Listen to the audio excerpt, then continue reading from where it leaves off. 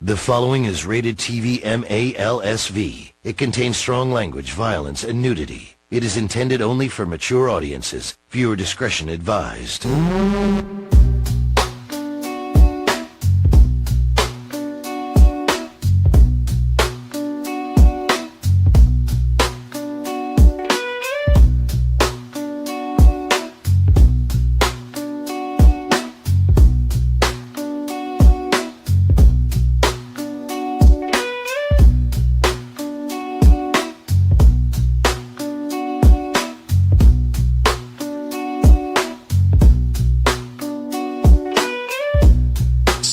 Whole storm that happened, it wasn't something that we wanted to happen at this point. We're focused on the present, we're focused on now, we're focused on trying to get this ship moving in the right direction, and I think so far that's what we've been doing, but for this to come out, it's been a distraction. So coming up here and talking about it and addressing it is important today, and so that's what we're here to do. Next is all that went down, all that was said. Yeah, I had a good visit at the other place, Minnesota, with Ken O'Connell, good staff and all of that. Obviously, he just won Coach of the Year award and things like that. So obviously, good staff and things like that. But something that keeps getting lost, something that keeps getting, I think, not being addressed the way it needs to be, is the fact that. I went on that visit first, came here, and then after I came here, I went back home, talked to my dad, and all of the things that were supposed to be these big things that everybody's been talking about recently. One never happened in the sense of they were all thoughts, they were all ideas, and I think if you're in the situation, I think if you're son or daughter, anybody is in a situation to be in that position, I think you think about all of the options and and you look at it, the history and the facts and all these different things, and those are thoughts that go throughout your head in those situations. So all of those were thoughts, and then after I came on my visit here, it was a deliberate answer and deliberate and determined answer that I had. That I wanted to come here, and just like Ben spoke about, obviously, the past years, as everybody knows, it's a fact that quarterback play, there hasn't been a 4,000-yard passer. There's, all these different things that come up, and so, being able to have those thoughts is I think fair to be able to have good and bad thoughts. But like I said, I came here on a visit, and like I said, just like Ben said, it's a challenge. To be able to come in here and try and turn around, and that was the main goal of all of that, is to through all of what was going on, through all of what happened in last year and previous years, I think that was enticing. I think that was something that was glaring to me, that I wanted to come here and be the guy and be a part and be a reason on why Chicago Bears turn this thing around. So that last thing that was said and all of that, I think, was the most important thing, is that I wanted to be here. But I love being here. I love my teammates. I love all the people that got me here, family, friends, Ryan, Kevin, Floose and Shane, all those guys that went through all of that process with me to get me here. But it was all those things, like I said, were thoughts. But the main goal and the main objective of being here is to turn around. That's why I was selected number one. And so, that's what we're here to do. That's what they brought, me here to do. That's what they brought all these guys here to do. Joe, DJ, all these different guys. And that's why they brought Ben here. And so, like I said, it's a challenge. And we look at those challenges, and we don't laugh. We look at them really, really seriously, and we go attack them, to the best of our ability to go and change them and turn around.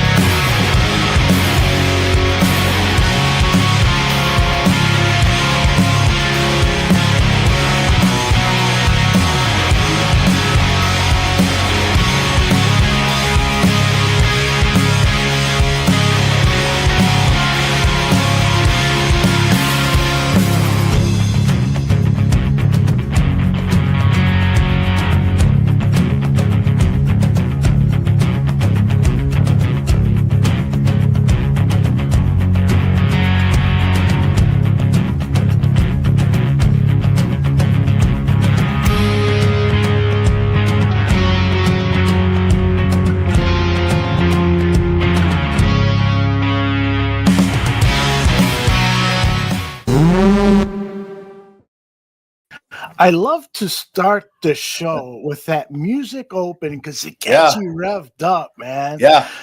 I love it. How It are really you, does. How you doing, brother? Doing good, man. It's good to be back. We had the week off. Good to be back. Had the week off. You had, I'm ready to talk some Bears.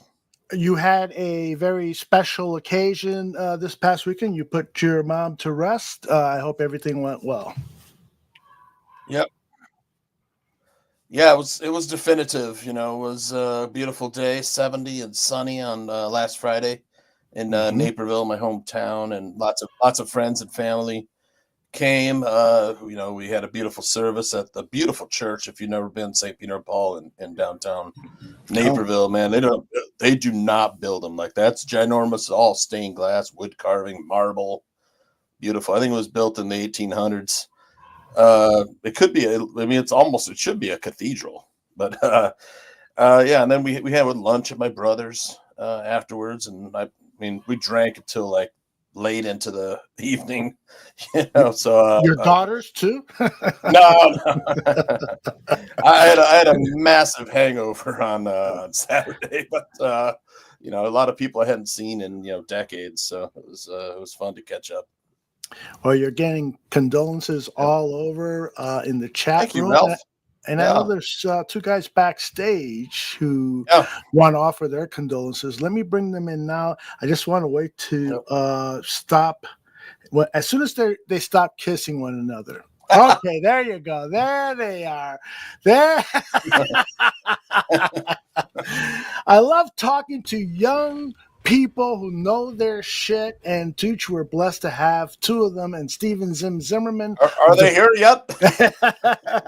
Of the Barroom Network. And Karl Marx, I call him Karl Marx because he refuses to share what his last name is. What the hell is your last name, Karl? Oh, it's on the screen. Karl Thigh? Yeah, you just gotta find it. It's on the screen somewhere. Oh, look at Ghost. Any hit me up? I don't know. I'm definitely recording that. I'm adding that to the BCP soundboard. Thank you, Aldo. You're very welcome. This is like another language for me, Aldo. These young kids. Exactly. These other generations. That's what I love, man. I don't get my 17 magazine anymore every month, so I don't know what the young people are doing. They got words like skibbity. What is a magazine? I don't know what that means. Dude, I was at Walgreens yesterday and I saw a skibbity toilet. Like, I don't even know what it was. I was flabbergasted. What the hell is a skibbity? I don't know. It's okay. I have kids. I want to preface this by saying this is not firsthand knowledge. I have kids. I have kids too, but I still don't know what it means. So. Well, I have boys. I'll put it that way. So, girls not so much into that toilet humor. Okay. I don't know. At that age, I guess. But no, it's some YouTube thing that took off. It was like some Russian YouTube shorts thing, and kids found it hilarious, and it turned into this whole series and toy line, and it's to the point of ridiculousness where even my 11-year-old is like, that's stupid, it's past, we're not doing that anymore. But my 4-year-old, man, he's all about it, and hearing a little 3-year-old walking around going skibbity, it's actually kind of cute. So now I don't know if I know enough to bring this up, but is there any chance that that's Russian propaganda, Zim? So I mean, I can go on a whole tangent about this as well, but there is a little breakdown of it that the YouTuber Ludwig went on a whole thing about. I think we saw the same thing, buddy. Yeah. He went down the rabbit hole with it. He took the time to try and analyze that and figure it out. And the ultimate point that he deduced from all of it is that it's so fucking stupid. Who cares? Yeah, bingo. Scatological, I think. Right? Am I close? Aldo, you're muted, man. Aldo's muted, but we're probably missing a good joke there. Yeah, I was going to say scatological. Karl and Zim don't use words like that. What the fuck are you talking about? Whatever you just said, I heard scat. So hopefully you're talking about Cam Scataboo. So. Guys, we're going to get into some deep Bears discussion, but I can think no better way of teeing it up than having Tooch do his Bears State of Affairs. Yeah. This is a democracy we run here at Karl Marx. So if anyone, much to your chagrin. If anyone objects to Tooch starting things off, speak now, because we have a way of changing passwords and you guys will never be on again. I don't want this to get lost in translation. Condolences to Tooch. That's a hard thing to go through, so I hope everything goes well with that. I've been 4 months hanging over my head. We finally put her to rest, my brother and I. So if that's the hard book, slam lifted. The cover. It's got to feel nice, man. So. I am horrible in these situations. All I can say is there's a reason I'm laughing right now, and it's because it's the only way I know how to deal with it. So let's let the weight come off a little bit, ease the mood, and talk about I don't know what we're going to talk about. Holy shit. What about this horrible question that was asked at the press conference today? I'm sure it's in your Bears State of Affairs, but I'm all ears. Something about another Carl? Carl Williams, perhaps? Yeah. I don't think that's the question. You listen to your dad? Yeah. Oh, okay. Yeah. There something like that. Yeah. All right. Well, let's get Tooch in the driver's seat here, and we'll be on the other side or laughing in the background. Right. It's time for John's Bears State of Affairs. He got nothing but true bombs about the Bears. He tells it like it is and always has, and he brings it with a little put sass. No shit talking here, grab yourself a beer. If you have to disagree, he's got a decree. Go fuck your fist, cause you're on his blacklist.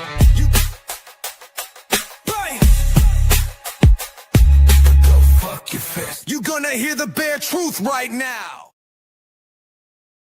That song, oh my god. I forgot about that. It's pretty bad.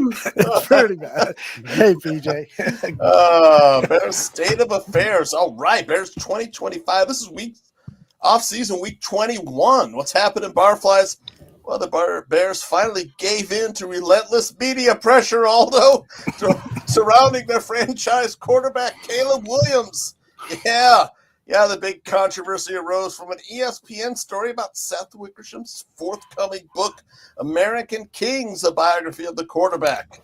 Yeah, today, after nearly 2 weeks of silence from the Bears, Williams addressed the media regarding the May 15th ESPN story. The story contains parts in which Williams and his father, Carl, were reported by ESPN to have tried their darndest to get around the NFL's collective bargaining agreement and circumvent the draft a la Eli Manning. The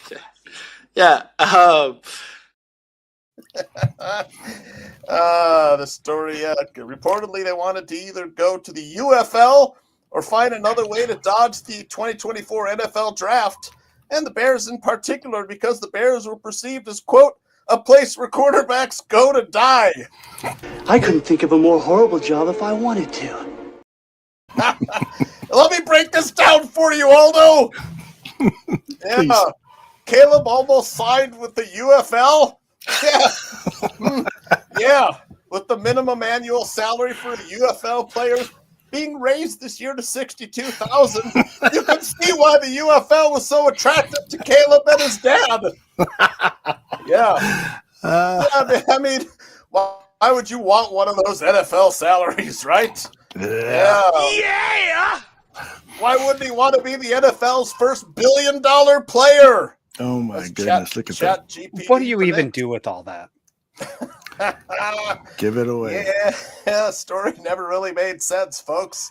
But as far as the Bears being a place where quarterbacks go to die, well, this franchise has never had a 4,000-yard passer or a 30-touchdown passer. Look at every other team. We just have a Bears logo there. Yeah. And the franchise only has 3 playoff wins in the past 25 years. And we haven't won a Super Bowl in 40 years, which was before Zim and Kyle were even born. Whoa, hey, whoa. Woo! Yeah, I think we can forgive the Williams family for their recency bias. And the last 2 first-round quarterbacks whom the Bears selected suffered through multiple offensive coordinator and head coaching changes, as well as some of the longest losing streaks in the team's history, culminating in a tank season where the Bears acquired the first overall pick to draft Caleb Williams. Yeah, from Jay Cutler to Mitch Trubisky to Justin Fields to Caleb Williams. If you're coming here to Chicago to play quarterback, it's been a tough road to hoe, Aldo. What? Yeah, the Bears just haven't been able to find or develop quarterbacks. And the other controversial topic arising from the ESPN article, the book by Wickersham, who writes for ESPN, is a suggestion that Williams preferred the Vikings and their head coach, Kevin O'Connell. Yeah. Me too.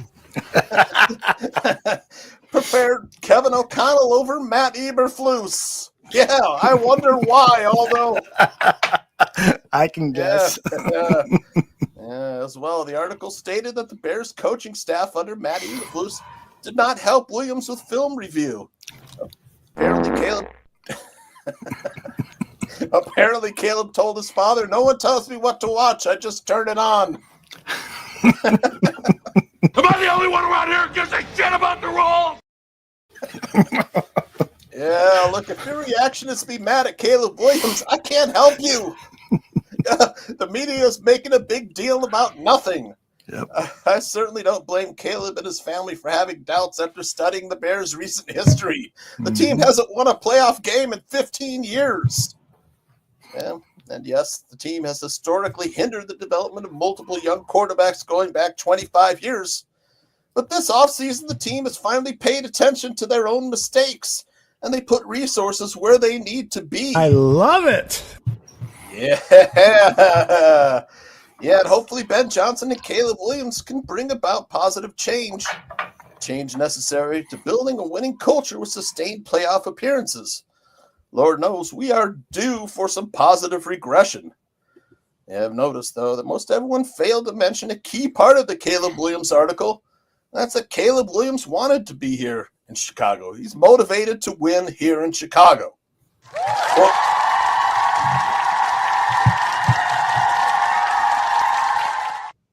woohoo! Yeah, I can do it for this team. I'm going to go to the Bears, Caleb Williams said. After everything, after all the drama, all the chaos, Caleb Williams is more than happy to be the quarterback for the Bears. Yep, more than happy. That is, until the new coaching staff told him he needs to pay attention to his poor body language. Yeah. Yeah. Woo. That is so true. Yep. Yeah.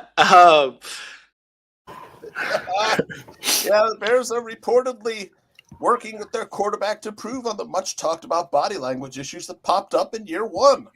There were actually two areas where the coaches wanted improvement from Williams, both related to how he carried himself as a quarterback, and based on what their review of the 2024 season showed.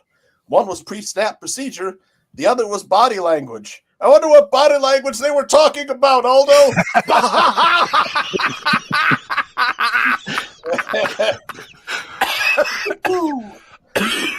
Yeah. Aldo knew I had to find a place to get my favorite picture in. That's right. Yeah, there were times when the kids' poor body language was less than desirable, like this one, Aldo. Jesus. Maybe sleeping on the job there. Yeah. Yeah, but with Ben Johnson, this feels different, Aldo. Does. Yeah. Woohoo. Yeah, but can you blame Caleb? Look at this coach's body language last year. Shut the fuck up. Yeah, go away, dude. Nobody talked about that one. Yeah, it feels different, though. There's hope. There's hype. 1920 football drive is buzzing with new excitement. Heck, it looks like there might be a new stadium complex on the horizon, Aldo. Look at that. Oh, my goodness. Look at that. It looks official. Looks official. Village of Arlington Heights Stadium. They're working in cooperation with the Bears to bring the stadium complex into fruition. Yeah, the Bears took another step toward building their new stadium in Arlington Heights. In case you missed it, the Bears are shifting their focus away from building a stadium along the lakefront in downtown Chicago. Dios mío. That's right. Heidi, they're pivoting to building their new stadium on the Arlington Park property that the franchise purchased a few years ago. Oh, yeah, we'll leave it up to an AI rendition from one of the designers. It's looking like the stadium will have around 69,000 to 72,000 seats with a fixed roof, rather than a retractable roof being too cost prohibitive. As for what an enclosed roof could look like for the Bears, it's worth noting that U.S. Bank Stadium, the home of the Vikings, has a clear glass roof that allows for a lot of natural light. And you remember that Bears team president Kevin Warren was largely responsible for getting the Vikings stadiums built. Mm-hmm.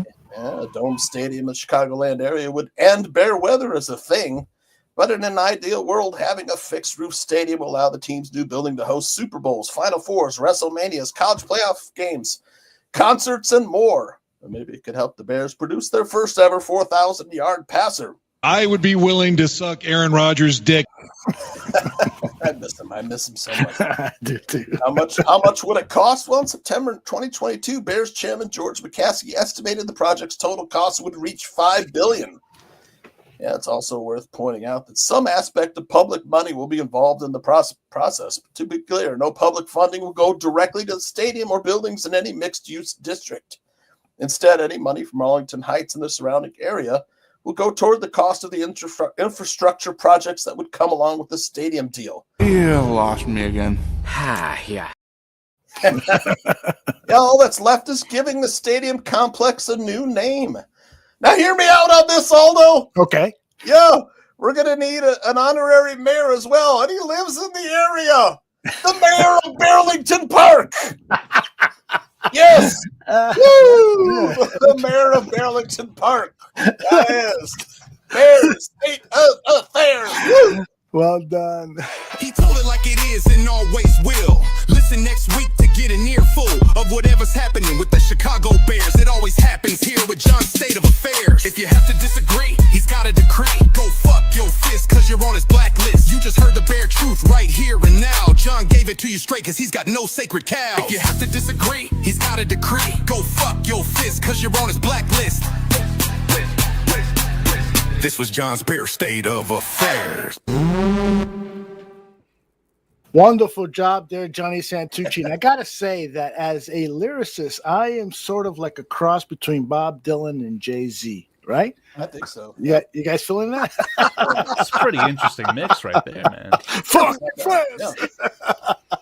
Hey, that is awesome, man. I got a friend that baby. Fun with Grok, Aldo. All right, guys. Brilliant state of affairs, and I can't argue with anything that you said, particularly regarding the Caleb Williams stuff. But I want to see from our two young bloods here what they think about this whole Caleb affair. Was this much to do about nothing? Do you understand that is the media's responsibility to report on something, or do you think that they took it too far? I personally think that sometimes fans take it too far, because if you're having overload on a particular news story, change the channel. But that's not how some people feel. Start with you, Zim. What do you think? Well, it's one thing to change the channel, but it's another thing when every channel's saying the same thing. You know, when you've got an emergency news broadcast for some Amber Alert for some kid that's already been found, it's like, this is much ado about nothing. You know, why are we interrupting, you know, all of my programming for the same story that, again, is for a child that's already been found? And that's exactly what we're doing here. We're talking about a story that's already been talked about because there's nothing better to talk about right now. Frankly, I'm like kind of happy that this is what we're talking about, because like we're not overreacting to OTAs. We're not overreacting to Colston Loveland and Luther Burden not being on the field right now. Like, we're actually talking about something that truly doesn't matter for a change, which is kind of nice. Like, is this how winning franchises do things? I don't know. I've never been a part of one. I'm wearing a White Sox jersey right now. All right. Like, this is the whole thing with it, is we don't know. And the big issue about it to me is that, excuse me, this is a year-old story. These are things that we already knew about a year ago when he was just freshly drafted by the team. These are stories that I myself perpetuated very loudly because I was of the opinion at times to trade the pick, try and get Marvin Harrison Jr. and Jaden Daniels, rather than Roma Dunze and Caleb Williams. Now that I'm here, I absolutely love it. I think that the Bears made the right decisions. I think that Jaden Daniels has a better chance of being a flash in the pan than Caleb Williams has of being a bust. And I'll leave it at that. They could both be very, very good players. I just think that one might have already peaked and the other still has room to grow. My personal opinion. But again, all I'm saying with all of that is that that's how I was feeling last year, that I would rather have Jaden Daniels and Marvin Harrison Jr. So I was very interested in stories like this. So for me to do a full 180 and say, I already knew all of this, I don't really care about this. Of course he wanted to go to the Vikings. Why the fuck wouldn't he? Like, Agreed. Come on. So I think it speaks more to Ryan Poles in all of this, actually. Agree. And why are we not talking about the positives through all this, where Ryan Poles sat down with this kid? He sat down with him and he took him from, I want to go to the Vikings, to, Dad, I can change this franchise, to I don't need all that stuff they've got up in Minnesota. I can do this. And this man's going to help me get it done. You know, we're praising, and this is what really drives me crazy, and why I'm pissed at the media a little bit about all of this is because they're talking out of both sides of their mouth right now. Right? Because they want to praise Caleb for all the work that he's put in, and they want to praise Ryan Poles for all the work that he's done on this roster. And then after this whole press conference today, they're praising Case Keenum and Ryan Poles for the way that Case Keenum was apparently about to retire, and Ryan Poles laid out his plan for this team, and Ben Johnson sat down with him, and they're like, oh my God, Ben Johnson talked him out of retirement. This is amazing. It's like, why is that a good thing? But getting the number 1 overall pick to buy into your culture and philosophy, not.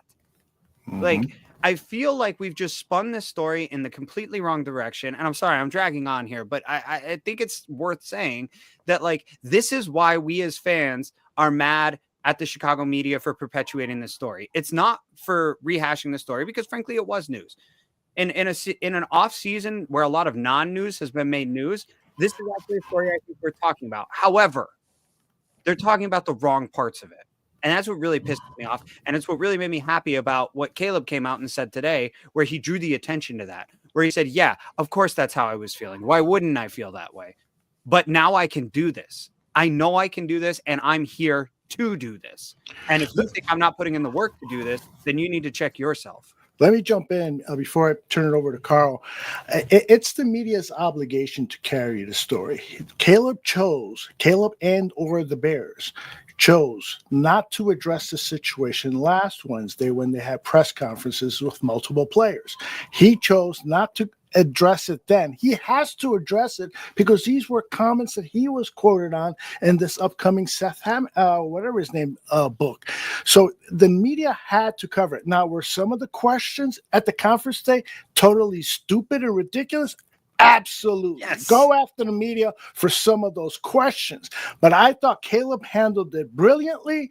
His opening statement, which was 3 minutes long, we played at the top of the show. He did a great job of addressing just about all of the things, with the exception of the film thing, which needed to be explained specifically because that was just a big black eye on Ryan Poles and the entire Chicago Bears organization. This is the place that quarterbacks come to die because they're not properly coached. They don't have the proper weapons around them, the offensive line, and so forth. Carl, your thoughts on this whole Caleb thing and the media's response or role in it? Yeah, I mean, I am almost in lockstep with Zim on essentially everything he said, right? Like, very well said, Zim. My only issue I ever really had with it, again, not with Caleb, I didn't like the timing of it from ESPN. Releasing this the same week that they're announcing direct-to-consumer. Really sketchy stuff there. Like, okay, you got to sell a book, you got to drive clicks, you got to get some engagements. Whatever, you're engagement baiting just like me on Twitter. We can play the same game, except you're a multi-billion-dollar company. Disney is evil as it gets, right? So that was the only part that frustrated me, right? I do think that the media is taking it a little bit too far. I do agree with what Aldo's saying. It is their obligation to talk about this, right? It's something, but I do think, you know, it wasn't that the Bears were scared or Caleb was scared. I think that they obviously had to come up with a game plan. They needed to get everyone on the same page, because if you have kind of that misalignment, it looks really bad on you just as an organization, top to bottom. So props to them for getting a game plan. It's kind of weird. I mean, my opinions on the matter, everyone else's opinion, that I listened to, it kind of culminated in the exact response that we got from Caleb Williams today. So they figured out what was the correct thing to say. They said it. They handled it just fine. I am a little bit nervous of Caleb Williams having a really bad game and losing the Monday Night Football opener, and then that book comes out the next day. That's going to set up for a really hard season. Thankfully, the Bears are going to be playing against a rookie quarterback who lost his rookie season because of an injury, right? Really good head coach, but is that going to be good enough to overcome, hopefully, a well-oiled machine comparatively to Caleb Williams? I think the Bears can win that game. They'll be fine, but that's all I got on that, man. I mean, I think it's just something that'll drag out. J2K is saying it's a never-ending non-story. It's exactly what it is, and the Chicago media is fully at blame for that. Tooch, you want to add to what you already reported on State of Affairs and what these guys are saying? I agree with Aldo. I mean, the not watching film or nobody helping him to watch film, a bit of a black eye on the organization. But I mean, we've never had people who absolutely knew what they were doing as far as running an organization or developing a quarterback. And I think, like Aldo said, that needs some explanation. The coaching staff we had prior to Ben Johnson was woefully inadequate. They weren't prepared, or they weren't equipped to develop a quarterback. And you're going to go back and say, well, why weren't they fired, before we drafted Caleb Williams? And immediately someone was brought in to usher in the new quarterback. But I mean, here we are with Ben Johnson, and that's a bright star kind of Band-Aid on this whole episode. And as far as the body language stuff, we lived that with Jay Cutler, Aldo. Oh my God. It's like Jay Cutler 2.0. Yeah, indeed. Yeah. Indeed. Let's listen to Caleb talk about the whole watching film thing and reading film, get his explanation for it. Yeah. That was a funny one that came out. It wasn't that I didn't know how to watch film. It was more or less the sense of learning shortcuts, in the sense of, or not learning shortcuts, but learning ways to watch film and be more efficient, learning ways to, pick up things better. And so that was a funny one that came out, that in context and how I was trying to, portray it, didn't get portrayed that way. So it wasn't that I didn't know how to watch film. I was trying to figure out the best ways and more efficient ways so I can watch more film, I can gather more information, so that when I do go out there on game day, that it's, I'm that information that I gathered through Monday, when we got back, all the way up to, whatever day the game day is. So when I get out there, I can gather it, I see it, I can react. And it's not me sitting there thinking so much about, the rules and these different things. It's more of a reaction game at that point in muscle memory. So to that end, what has Ben taught you about those shortcuts, or just things that maybe he sees that he wants you to start seeing? Like I said, I think Ben has been extremely detailed. And so when he talks about the plays, when he talks about, the pass, run, screen, play action, he talks about them really in depth. And what we love them versus and what we don't love them versus and things like that. And, just have an idea going into practice, going into soon game days and things like that. It's going to be nice for something that we've been repping and getting after. And, I think that's been one of the things that's been really awesome, is the detail and, him really being on top of that. And I mean, he's been in it for 6 years, it's been his offense for 6 years. So, he's really on top of it, and, we're only trying to catch up. I'm only trying to catch up to him and be on the top of the details as much as possible. Well, besides Matt Eberflus being guilty and his offensive coordinators and those who succeeded them, this is a Ryan Poles problem. Like, what was it? Zim, I think, said at the beginning. This just makes really Ryan Poles look like a bad executive, because you have to know how your coaches are coaching up the players that you drafted for him. Zim, what don't you see it the same way? You have to. Yeah, I've mentioned this on previous shows that we've done about how these guys just they weren't in lockstep a lot of the times, and it's so frustrating because we've seen it time and time again. And I mean, I know Tooch has talked about this to great length as well. When Dan was on the show, he talked about it all the time, about how it's just like we're repeating the past over and over and over again. And so, yeah, I mean, it's very frustrating, but at the same time, you know, maybe we finally broken the cycle. So, I mean, where do you draw the line between criticism and praise for, you know, maybe you took too long to solve the problem, but did the problem get solved? You know, and it's something that we struggled with Ryan Pace, because ultimately Ryan Pace did his job in Chicago. Did he deliver a Super Bowl? No. But did he do his job in bringing in a head coach and getting a good situation in place, and then realizing when it was time to moving on, and create a winning product on the field? He did, and it sucks to admit, but in retrospect, the 2018 Bears might have been the best team in my lifetime. I mean, obviously we had the 06 team, and I know we had the 2010 team that was pretty good. Look, the 06 team was special. There's no denying that. But 18 felt very similar in the sense of the starting safety got injured, and all of a sudden the defense wasn't the same, and they came up short of a Super Bowl ultimately because of that. Probably one player changes both of those teams and makes them Super Bowl champions. Mm-hmm. Right? Yep. I'm talking Mike Brown and Eddie Jackson in that regard.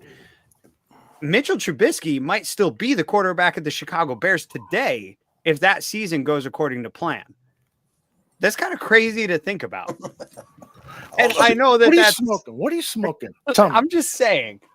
Take a picture of the shit that you're smoking, the label and stuff, and send it to me, because I want to see if I sound as nutty as you. Because it's like clear baby blue crack from Breaking Bad, just like that excellent top tier stuff. Consider this in a vacuum. Consider this in a vacuum, right? Your second year quarterback goes out and wins you a Super Bowl, and in the same draft as him, you have a new quarterback considered potentially one of the greatest of all time, who then signs a $500 million contract. And you might have, again, if you won a Super Bowl with this guy who came out of the same draft, now have to keep him happy.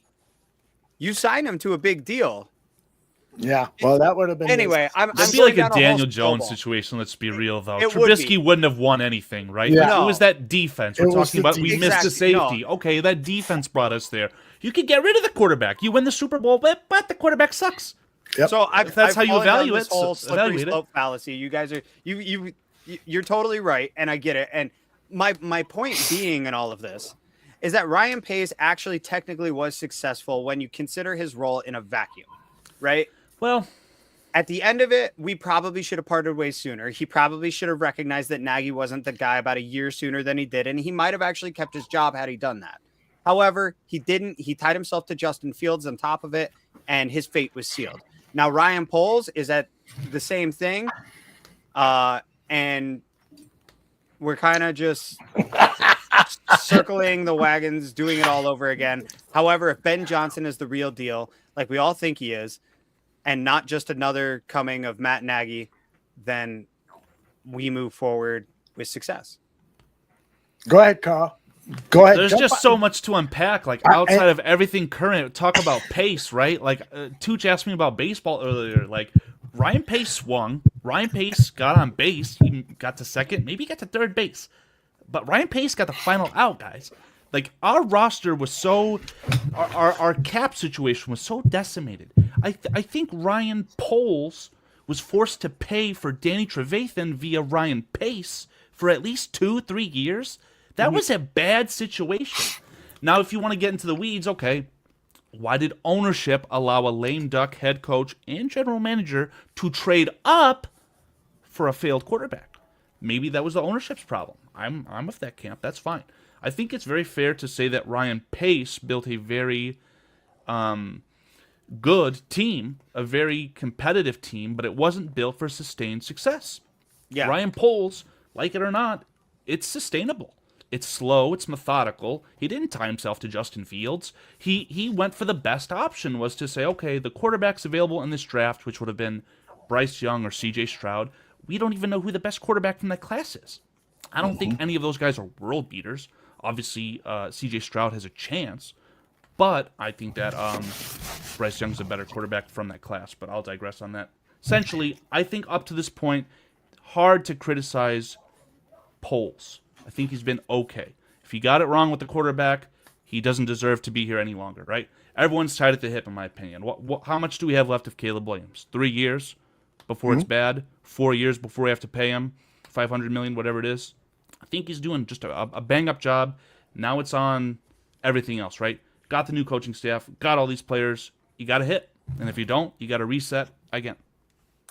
Well, and here's my thing with Poles, and like what I honestly believe at this point is, like, at best, I feel like he's maybe like the 10th best GM in the league. And at worst, he's like the 20th best GM in the league. So effectively, he's like a very average GM. And if an average GM can get the quarterback and the head coach right, you should win. Nothing else matters. Yes, right. Exactly. Zim, just to this, before it gets lost in translation, I would rather be lucky than good. No, Everyone wants to talk about how we fleeced the Panthers. Again, we did, but you got lucky, and you got the quarterback. If you got that quarterback right, nothing matters. Nothing else matters. I talk about on the White Sox show that I used to do. I used to talk all the time about how... Wait, there's no more White Sox show? There's nothing worth talking about, to be completely honest with you. Fair enough. We were spinning Didn't our their wheels every franchise week trying leader to fill an Benedetti hour. just get like 4 RBIs, right? Aren't the White Sox good guys? Dude, Miguel Vargas might be their all-star representative. All right, that you know it's bad when on TikTok I'm seeing edits of, these bitches love Sosa. Like, what are we doing, man? At any rate, my point being with all that, like, I've talked at great length about how Jerry Reinsdorf has accidentally won more championships than anybody in the history of anything. That guy never meant to win a damn thing. Michael Jordan went third. All right. He did not mean to draft Michael Jordan. He just would have looked like an absolute moron if he didn't. And he more than made up for that about 10, 20 years later. And then the 05 White Sox, again, were never intended to win a damn thing. They were intended to be competitive. They were intended to be above average and to put butts in the seats after several bad seasons at the back end of Frank Thomas's career. And then they go off and accidentally win a World Series because Mark Burley and John Garland told everybody else to get their shit together. And at any rate, being lucky is far better than being good. And it's the only reason why we think that Aaron Rodgers is better than Jay Cutler, because he got lucky in an NFC championship game and Jay Cutler didn't make the Super Bowl instead. I mean, I hate Aaron Rodgers. He's a piece of crap, right? I think he's the most talented quarterback ever, but I agree with Carl.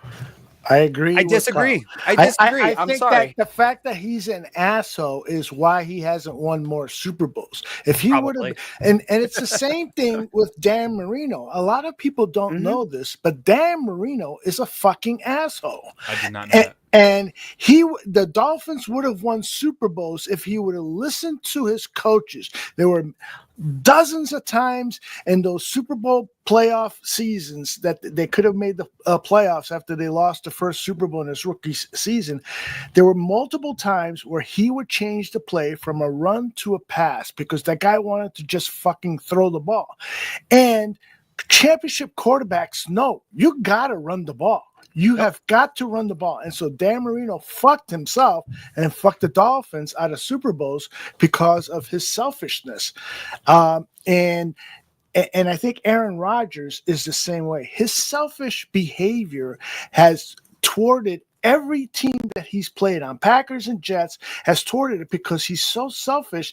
He doesn't give a fuck about, because he's a narcissist too. He doesn't give a fuck about the team, about the other guys. He talks the lip service and shit, but he doesn't. And I'll tell you one thing. The one thing I love about Caleb Williams is that I sincerely feel that he he is sincere, and the things that he says about leading a team. One of the things that I wanted to talk about is just a broad topic. Is what are the things you feel Caleb has to improve on to go to that next level in his second season? Tooch, what are your thoughts on what Caleb needs to focus on and get better on in 2025? Well, they named a couple of them. I mean, I don't care about the body language; doesn't bother me. Will it help if he's hops up and after a big hit? Sure. He do some push-ups like Justin Fields, even. Mm-hmm. But the pre-snap procedure, I think if he's getting better at that, that's going to help a lot. Reading the defense and getting guys in position and getting the motion and pre-snap looks that they want, him and Ben Johnson. What does Caleb need to succeed? He's got competent coaching, we think. We haven't seen it, but right. So far from everything we've seen, this is a really good staff. Might be the best staff the Bears have ever had. A good offensive line. Well, Poles went out and got on paper what we think is a good offensive line. We haven't seen them play together. Exactly. So again, there's lots of caveats here, but Caleb needs, I think, what's going to serve him best, and they've said that there's nobody is doubting his work ethic, but a strong work ethic is going to help him a lot because Ben Johnson's going to coach the hell out of him. He's going to ride him. He's going to make him work harder than he's ever worked in his life. And then for this, a strong running game is really going to help the Bears offense, which we don't have, which we might not have. Yeah. Which is why I wanted the Bears to get a running back in this draft. But, I like that seventh round pick. Who knows what we'll see. And the Bears do have some good offensive weapons. They spent their top 2 picks on guys who can really separate, and one's an explosive guy who could unfortunately he's got a soft tissue injury right now that might put a little damper on that. But Colson Loveland, man, great separation for a big man. And then, he's got to understand Ben Johnson's offense. Allegedly it's a bit complicated, but if he has that strong work ethic, he'll get it rolling. And then a good defense is going to help the Bears. Dennis Allen is there to get that, and some good free agent signings that the Bears have made, and graded Jarrett and Dingbo. So those things I think Poles did his work in setting the stage. And of course, Aldo and I said it last year. He really set the stage last year with all these great, set it up, man. Caleb's got weapons, and it didn't work out because the offensive line wasn't set. But they got a lot of injuries, and the coaching staff was just unprepared to develop these guys. Carl, what do you think, brother? I wanted to kind of, before this got lost in translation, right? Specifically questioning Tooch, kind of piggyback off of his thoughts he just had, right? Based on the 2024 rookie season for Caleb Williams alone, is there anything that you feel like he cannot do physically? He's obviously not the runner of Justin Fields, right? But outside of that, the guy can make every throw. He's actually mobile enough to have designed runs if you want to be stupid enough to do that. I think the guy physically has everything. He proved to be worthy of the number 1 overall pick. It's all about between the ears. So that's the biggest thing, is the coaching. Not only can they coach him properly, can he accept that coaching? Can he get better off of that? If the answer is yes, again, we're piggyback off of what I just said. You got the quarterback right. You actually lucked yourself into a really good coaching staff, because Jane Daniels peaked in his career and knocked out the guy who should have been in Detroit to win a Super Bowl. 40 hours later, he's on the Bears thanks to Eddie George. I'm sold on Caleb Williams, guys. And I have been. All right. There you hear it. You're hearing it. I do feel that there are things that he needs to improve on. Timing. Throwing the ball on time. That's the biggest concern that I have with him. And when Justin Fields was still on the team, I said at one point, but if we draft Caleb Williams, isn't he Justin Fields? And that he needs to roll out of the pocket, create time, create, high school football. And can Caleb, I was asking a question more than making a declarative statement, because I had only watched a handful of Caleb games, but can he do that 3-step drop, plant that back foot, and then rip the ball, a microsecond later. He's shown that he can, but he physically, has shown that he also hasn't done it consistently.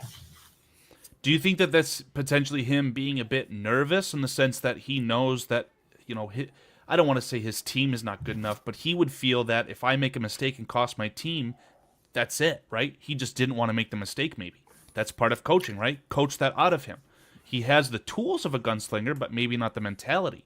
Do you have to coach him into being a gunslinger? Would you rather have the low touchdown, low interceptions?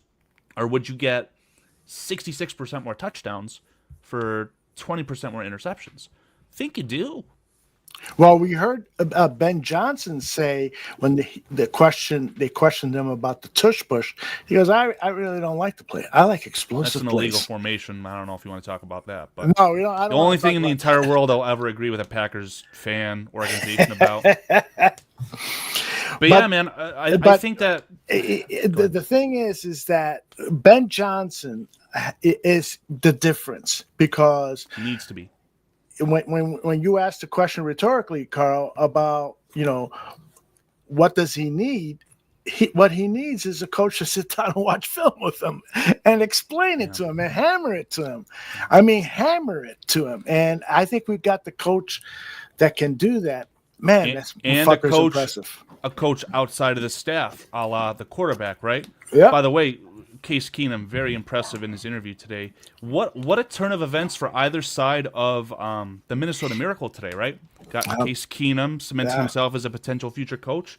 The recipient of that Minnesota Miracle, Stephon Diggs, doing cocaine on a yacht with Instagram whores. Allegedly that's a story. Doing cocaine. Don't get yourself. I told you that in confidence. This is Case Keenum. Let's listen to him as to why he chose to come to Chicago. I was pretty close to being done after last year and being hurt and tough situation, and the Bears called and come up here and meet with Ben. It's supposed to be a 15-minute meeting, and felt like a couple hours later, I'm like, this is a special place. Watch Caleb from last year and was like, holy cow, this guy's really good, and he's got a chance to be a lot better.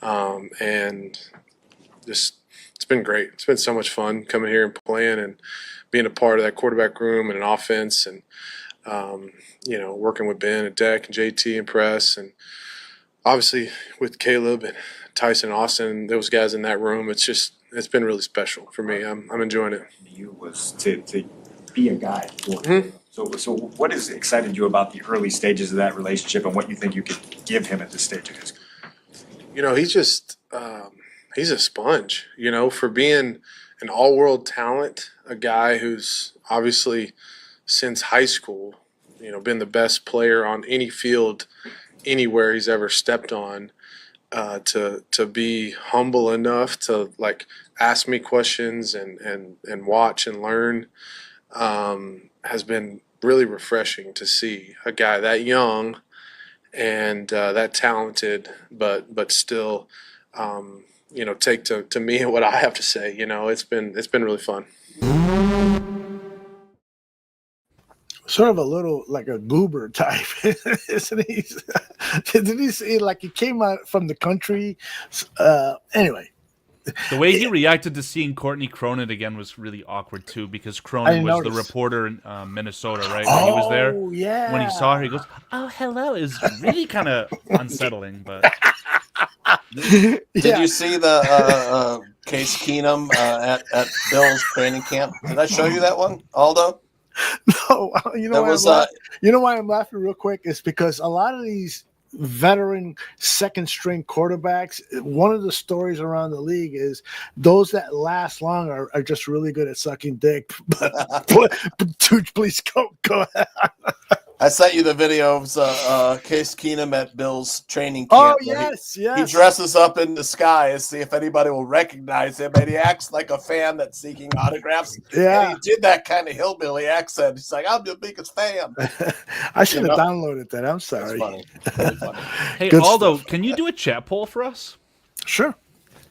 The poll should be this. I don't know how to phrase this as far as a correct timeline, but who do you think will end up being a more impactful coach in the NFL, whether it's a head coach, quarterback coach, whatever the case is, right? Okay. Case Keenum. Oh my God, I can't think of the guy. I lost it. The guy from Minnesota currently, who was our quarterback and had that insane performance against the Cowboys on Monday Night Football. No. Way back. Not Chase Daniel. Oh, I'm blanking on it. Shorty is going to be so mad at me tomorrow. No. Like, this was from the mid-2010s. I got to switch the account over.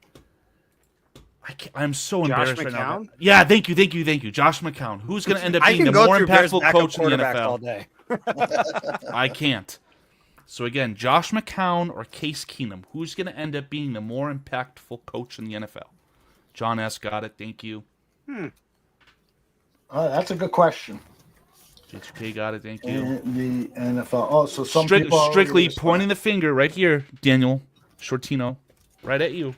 We're calling out Daniel Shortino, who said that he thought that Josh McCown would be an excellent playoff winning So head it's just coach those in two the NFL guys soon. in the poll?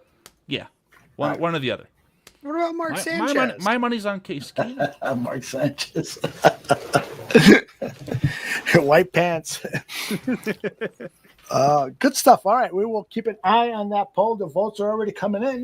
Very unimportant. Thank you for giving me the spotlight on that. Hey, anytime.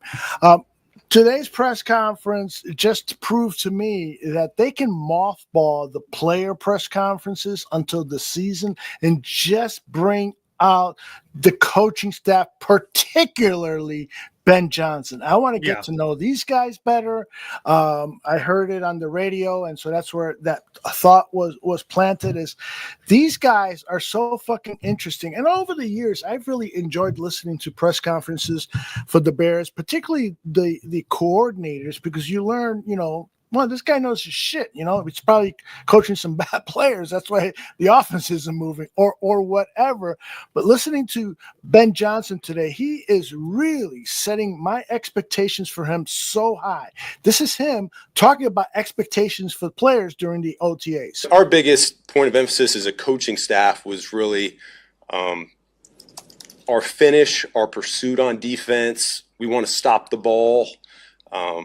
The momentum of the ball running through the defense in practice, even without pads on. And so it's a learning experience of what that looks like and what we're going to be about. And then offensively, we talk about the finishing aspect of getting connected down the field and blocking for our buddies. So finishing is a huge deal about what we're doing. We're very much rooted in the fundamentals and the techniques of what we're asking our guys to do. And so we saw growth last week in that way, and that's the expectation for us going forward. This guy reminds me of Sean McVay. When I first heard Sean McVay in a press conference, I was like, I'm fucking jealous. That's right. I was banging the drum as loud as I possibly could, embarrassing myself every step of the way. Trade for Sean McVay. Had a little step of a process. Okay, Stafford's sick of his wife. He retires. Cooper Kupp is too injured, wants to get traded. He actually did get traded. I thought the Bears had a shot, but yeah, see, I don't like doing that. I like to find my own Sean McVays. And I think that's what the general manager's job is to discover these guys, discover the day three players who are going to be starters, like the Eagles GM said, we're looking for starters. That's nice. And to find those coaches who can make a difference, at least for a little while, maybe not have the legacy of a Lombardi, but at least get you into the playoffs for several years and hopefully a Super Bowl. What do you think, Zim? If they lose week 1, I am going to put holes in my wall. With what? That claw. This is better than this. No, I don't know. I'm excited about it all. I totally agree with what you were saying, Aldo, about like, we only need to hear from these guys. I don't need to hear from the players. I already heard from the players. I don't give go learn, go open a book, go watch some tape with your OC. Just go do something productive. Talking to the media and appeasing fans is just so not productive right now. Oh my gosh. they don't need it. They're getting paid millions of dollars to play a game, so go play it. Like, you know who I want to hear from? I want to hear from Declan Doyle. What the fuck is that guy doing? Yeah. I want his job right now because it sure seems like he just kind of gets to chill and make a whole lot of money. That's right. I saw Case Keenum had a very particular comment on him today, though. He called him something about how he just knew everything, right? He was the guy that people were going to. So yeah, I was very unsure of him as well. Obviously, there was that rumor about him being the nephew or something of Ditka. Yeah, hopefully the guy's good, right? Tight end coach. Turns that's up kind of every the trend. time they get somebody, you know. Always some BS, especially with the Chicago media. Like we were they're talking married about, right? to a McCaskey. Oh, they're Ditka's grandkid. Oh, they're Greg Olson's second cousin twice removed. Like, now imagine if those old heads at ESPN and 670 could start to use AI and get some deep fakes. Then the media, legacy media, might stop dying. Oh, we're only a couple weeks away. I mean, years away. Yeah, you saw what's going on with Google. Google's like producing like amazing videos with AI, and it's like the AI creations are knowledgeable of the fact that they're AI. It's insane stuff. It's very crazy. It's really interesting. It's a whole other subject that I can get real deep into later on. No, I totally agree with you. It's a very interesting rabbit hole to go down if you're interested in tech by any means. But as far as the Bears go, like the coaching staff is the most interesting thing going on right now, which is like really good because we're interested in them for the right reasons. We're not interested in the hits principle. I'm interested in, hey, why are you screaming at Cole Kmet for being 6 inches off of his line? Like, is it really that big of a deal, or are you just trying to see if your captain is really your captain? You know what I mean? Like, Cole Kmet could have been in on that. Yeah, it's setting the precedent. Like, I wanna know some of the head games that they're playing, and like the only way to know that is to talk to these guys more because they're never going to come out right and say it. Right. And I think that Ben Johnson has done an excellent job of playing the politics game so far. Yeah. He has done everything he can to poke fun at the media without them knowing it, while also letting them poke fun at him and kind of having that back and forth, that professional back and forth that I'm sure there's more subtlety in some of the things that he's saying that we're not even privy to. And I mean, we're Bears fans. We've got nothing better to do but sit around and overanalyze this all day long. Correct. Well, and that's what we're going to do with this next soundbite. This is BJ talking about Case Keenum and how he's helping Caleb, but also about Bajan's role with the team. Case has been phenomenal. I haven't been with him in the past, but he came highly recommended from a number of people that I trust. He's got skins on the wall. I mean, he's been to playoff games. He's won playoff games. He's done it at a high level. He's been the number 2 quarterback at a number of different places as well. So his experience level is off the charts. He's seen a little bit of everything that this league has to offer. And I can say from my experience of being in the room with him, he finds a good way to ask questions that I might not, or Declan or JT, we might not have provided the answer to prior. So he does a good job filling those gaps. And then, of course, we're constrained so much by the time limits in the springtime that he's able to help the process when we're not in there as coaches. On that note, we saw him the last 2 weeks with like running the twos, and today with the 2-minute offense, him still there in that position. Is he in running that for that position, him and Tyson? Yeah, absolutely. And that's how we explained it to him. That's how we explained it to Tyson. We're going to continue to mix up the reps over the course of the preseason, and then at some point in training camp, we'll make a decision with who has earned that number 2 job, and we'll go with it. But for right now, we got to battle. Just like we've been saying from the start of the springtime, there is no depth chart. We want as much competition to create growth that we possibly can. Let me add to that by let's listen to Case talking about the quarterback room and specifically Bajan. I'm impressed with that whole room. Caleb, obviously, I've already talked about him, but I think Tyson's going to play a long time in this league. I really do. He is very athletic. He's trained and he is hungry. I mean, he's one of the most well-prepared guys on that field every day. So I'm very impressed with him. And Austin, I see a lot of myself in Austin. A young guy that just needs a shot and is hungry. Doesn't get a ton of reps, but man, makes the most of them when he can. Nice praise. Excuse me. Do you think Bajan is in trouble of losing his job to Case Keenum? No. However, I think it's because he no longer has a job. What? I think Shorty earmuffs. I think Bagent is trade bait. I think that he is in the final year of his UDFA contract.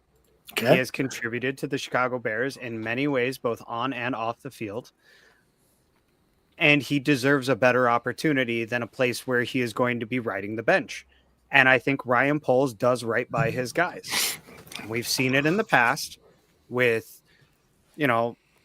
some situations people might call questionable. Some situations people might defend, with many different players. I'm not strictly pointing at the Justin Fields move or the Adrian Colbert move. There's a lot of different guys that he looks out for.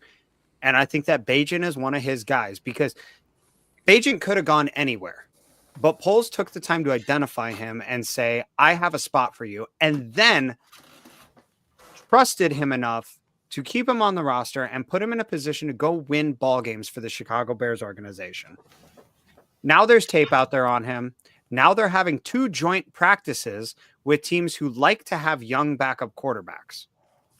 Do I think that necessarily means that he goes to Miami or Buffalo? No, not by any means. But I think that they're going to give him a lot of reps in the preseason and hope that a situation comes along where somebody says, we could work with this, where Oakland, Las Vegas says, hey, we'll kick the tires, or Pittsburgh says, hey, this Rodgers guy is a prick, or, I'm sure whatever. they're saying that, yeah. Like, it's just, I think there's opportunities out there for Bagent, and I think they're not in Chicago. And I think that it sucks because we really, really love this guy.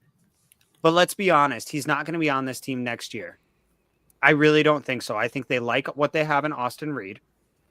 And I think that much is supported by what Case Keenum had to say. And they still have Reed for another 2 years on a very cheap deal. And if you can keep finding your backup as a UDFA, that's a very, very valuable thing to have. And it seems like the Bears might be onto something with it. And in addition to that, this whole Case Keenum situation reminds me a lot of the Mark Sanchez situation when he came in behind Mitch Trubisky and kind of helped develop his progression in the offense. And I know it didn't work quite the way that we thought, but the Bears have shown that they're willing to do this as an organization. I think that other teams do it as well, just maybe not as predominantly as the Bears do. They don't tend to make their backup quarterbacks nearly as available as the Bears do for whatever reason. But yeah, the holy long walk for a short drink of water. I genuinely think that Bagent is coming to an end with the Chicago Bears. And it makes me really melancholy and bittersweet to think about because I really, really like the guy. I'm genuinely bummed that I had a chance to go see his final college game and I didn't because I didn't know who he was. But I knew that. So his final game. That's a good reason why. Well, the funny thing is his final game was about 20 minutes from where I used to live out in Colorado.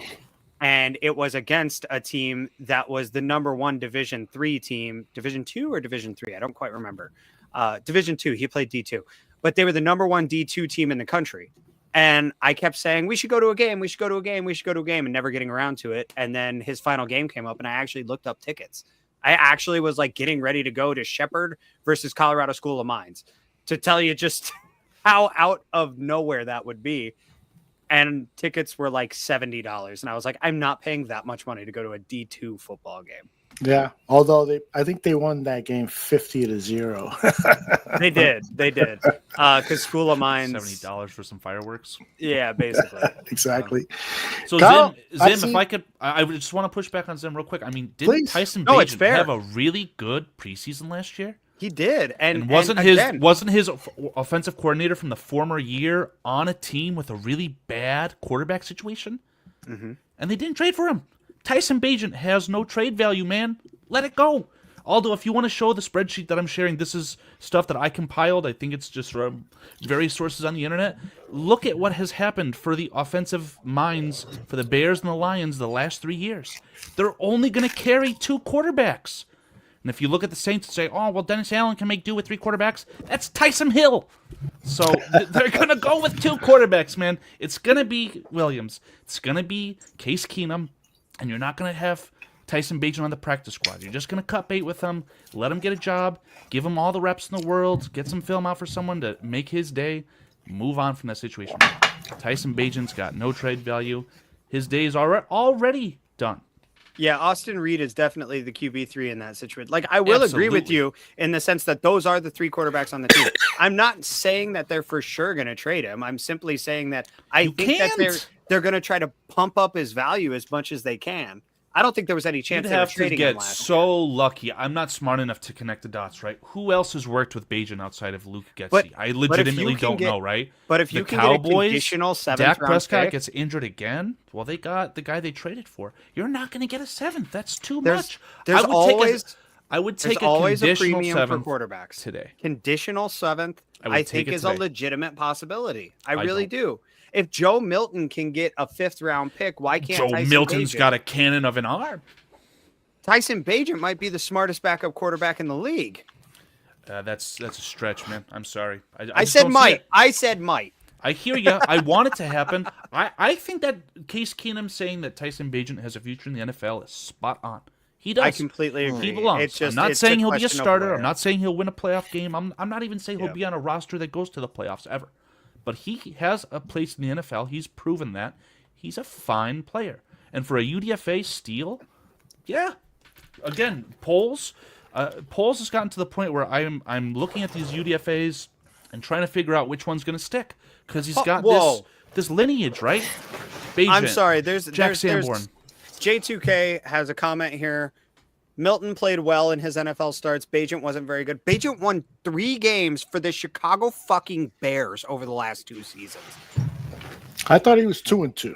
2-2. Yeah, he beat up on the Saints, a really bad Saints team, and then what else? What was the other game? Didn't he finish a game that they wound up winning? He might no, not have I was at the game where Fields broke his thumb or whatever because he got destroyed by Danielle Hunter and he couldn't complete that comeback. He won 2 games for the Chicago Bears over the last 2 seasons. Mm-hmm. That is 2 more. Well, quarterback wins are not a QB stat. It's a team game. But to say that, oh my God, that's half of their wins 2 years ago. Let me say this. As a bad team, you lucked into wins. I think Carl. If you want to talk about Justin Fields, I don't think much of him. So I think Carl is overlooking the quarterback market in that a guy that shows some promise can become a hot trade commodity among some teams. I'm not saying all 31 other teams. Trading for failed quarterbacks is how you get fired. And you're not going to get fired off pissing away a conditional 7th. You're not. Yeah, exactly. You're not going to get fired for trading away a day 3 pick. Just not going to happen. Particularly if you are in. Ironically, we're talking about our starting running back as a 7th round pick. Where are we drawing the line here, guys? Well, I think that that is a little bit on the hyperbole side. Kyle Monangai is not going to be the starter for this team. No. Many hope it is. I hope that we have found, Ashton Genty Jr. I have no hope. You have no hope? I'm not going to bet on it. I'll tell you that. But particularly, did you see the video today of Eric Bieniemy telling him, "You run like an old man"? And then guy clapped back. He said, "I love you," and he goes, "I don't love that ass." I'm very excited for Eric Bieniemy. I will tell you that. Yeah, I feel like hoping for Monangai to be our mini Genty is the way that we hope that Roshan would be our mini Bijan. Right? Mm-hmm. Like it's not. I feel so bad for the people who are clinging on to Rojo. Like if he does, in my mind, if Roshan Johnson doesn't accept a move to fullback, he's got nothing for the Bears. Like I don't think he's good enough blocker for that. I think he is. The only thing that Roshan Johnson is good at is pass pro. He's not good at but I don't think he's a good enough run blocker to be a fullback. Can he accept coaching to become that? Is he willing to do that? Probably not. the thing is, where was he most effective? It was at the goal line. And statistically, how does Ben Johnson run his backs? He runs one in the field and one at the goal line. Handing it off to a guy in the backfield and having them pitch it forward to Amon-Ra St. Brown. I'm just kidding. It's fine. It's fine, guys. Ozzy Trapillo is going to be the main trick runner and thrower for this team this year. He's probably going to catch a pass at some point. Who's that guy who got a pass, but he was in an illegal formation against the Cowboys? They just were so mad at him. If that's what we drafted Ozzy Trapillo to be for, I'm going to be so disheartened. Okay, total aside here. Of all the offensive linemen on this team, who's going to do their best Bradley Sowell this year and either throw or catch a touchdown this year? Ooh. Well, Ozzy Trapillo's in that conversation. 6'8". I don't think he's going to get downfield to catch any passes, but that's where I'm at. I think he's too big. Yeah. Now, does Bill Murray have a better chance of running for one? On the Tyson Bagent talk? Please. Oh, yeah, we were talking about Tyson Bagent. Headline today, Aldo. What? Arm strength still an issue for Chicago Bears quarterback Tyson Bagent. Jordan, is it illegal to get a muscle graft from his arm wrestling father? Wide open deep ball to Tyler. Waited, then just didn't get it there. So I know the TV17 is in the chat room. Sorry, brother. Sorry, bro. So you're not seeing it. James Cook is holding out for the Bills. Could you see the Bears possibly making a trade? Maybe we slip DeAndre Swift and whatever for the brother of Dalvin Cook. Boy. James Cook and Tooch. Get some star power there. I'll be very quick on this, and I really put my foot in my mouth on this, right? I didn't necessarily mean player for player, right? But let's say we get to the point where we know, not think or hope, but we know Rome Odunze and Luther Burden are worth their draft position, right? Top 10, 9th overall pick, right? A very good wide receiver in the NFL. Luther Burden, I think that he could be the steal of the draft. Probably should have been the guy the Panthers drafted. Talk about hyperbole, right? The Panthers passed on a Steve Smith Sr. regeneration player. All I'm trying to say is, if you think that you could get rid of DJ Moore in a situation and get a star running back, maybe that's James Cook. Probably not. It's a fun starting point, right? Apples for apples, it's probably a terrible trade, but again, I'll digress. By the way, that story about the arm strength thing, this is because CHGO's Mark Carman, friend of the show, he's been on the Barroom Network. He was saying, I was standing by the 50-yard line, and Tyler Scott was wide open, and what's his name couldn't get the pass there. It's an anecdotal instance. I wouldn't put that much weight on that, just judging by one play. To further that point, Carmen is a big Bagent fan, though, isn't he? Is he? I don't know. I think so. Okay.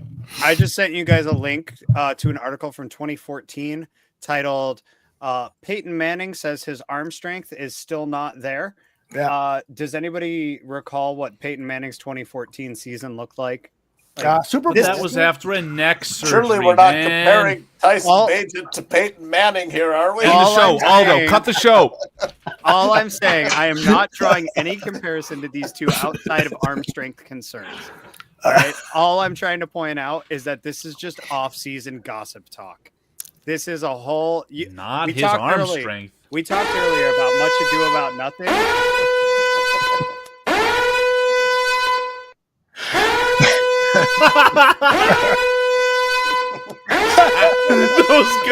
Those gummies are working overtime, man. Sorry, I accidentally had it on loop and I couldn't get it to stop. No,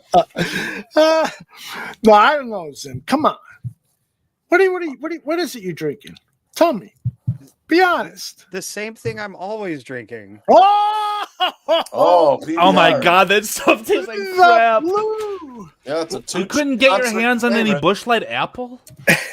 How I much already does that drank go it all. for? How much does that Bro, go get some for an Crown hour? Royal apple for that. Get the crapple going, dude. How much does a Pabst Blue Ribbon PBR go for in Iowa? That tall boy better be 75 cents. I just spent $8.50 for a 6-pack, and that was at the expensive store. Wow. It's usually Are like those tall $7 boys? for a 6-pack. Yeah. Tall Of the, boys? of the tall boys, Yeah, it's yeah, usually tall like boys. $7. That's a Now, good price. Dr. man. Truth may have nailed it, right? PBR is only for the brats. I think that's right. That's actually a really good point. I love that. Yeah. Drink whiskey like a man. Come on, guys. What do you think I is amateur hour? Hey, out yo, here? he pulled it out. Unbelievable. Baja Blast? I don't have it, but I went to a concert and I had some PBRs. I think they were $5.50 at the concert for the tall boy. It's well, that's not it's too the bad. cheapest thing that At a resembles concert. beer. It's not all bad right? at a concert hall. Spot on, Zim. Resembles beer. Yo. It resembles, absolutely. Cheapest thing that resembles beer. I have one garage beer left in there. That's Travis and Jason Kelsey's brand.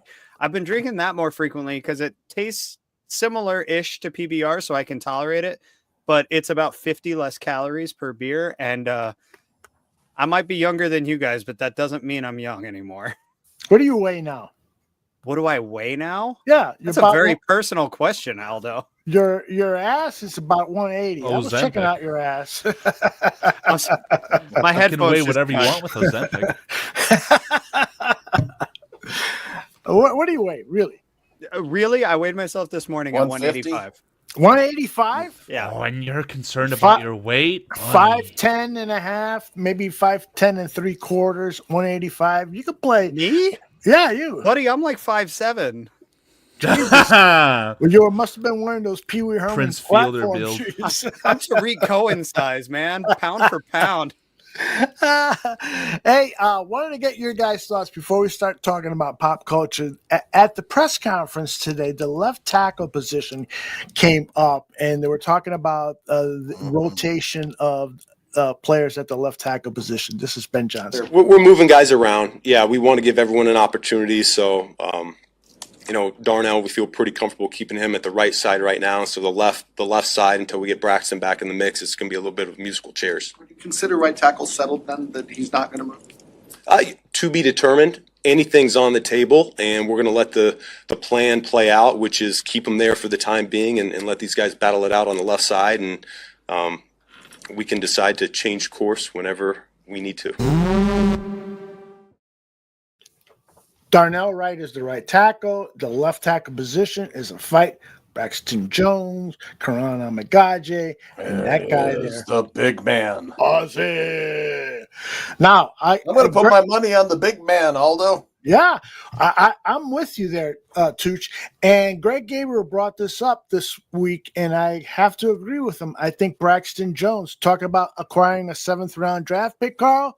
Braxton Jones can easily get you that and maybe more. Well, Laramie Tunsil was traded for 4 draft picks. I'm not saying that Braxton Jones and Laramie Tunsil are, close to each other, but yes, 2 picks. No. Two issues. The only reason you couldn't get a day 2 pick for Braxton Jones, who many would be trading for a starting left tackle, he's coming off an injury.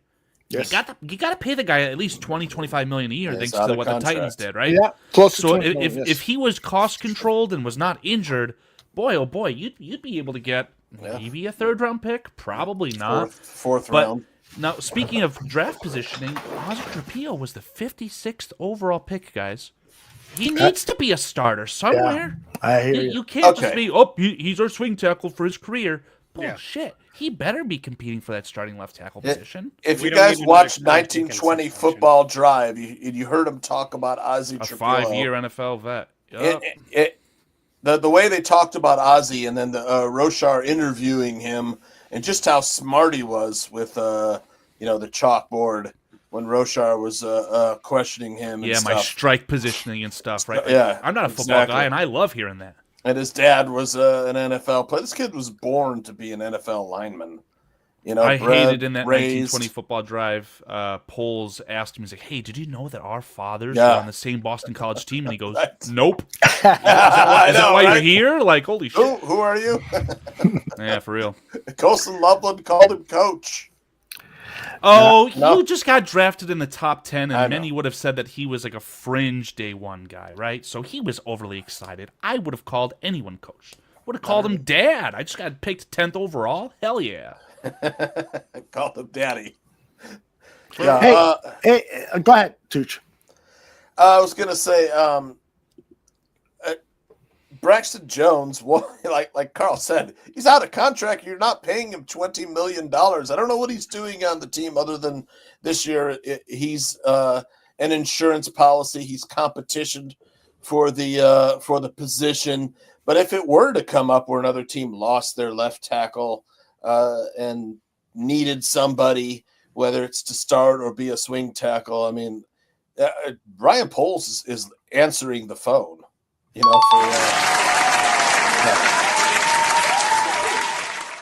Absolutely, without a doubt. He's answering the phone, and he would be in position to get a desperate team to potentially trade a top of day 3 draft pick. So I'm saying 4th round pick, 5th round. I don't think you're going to get anything higher than him for that.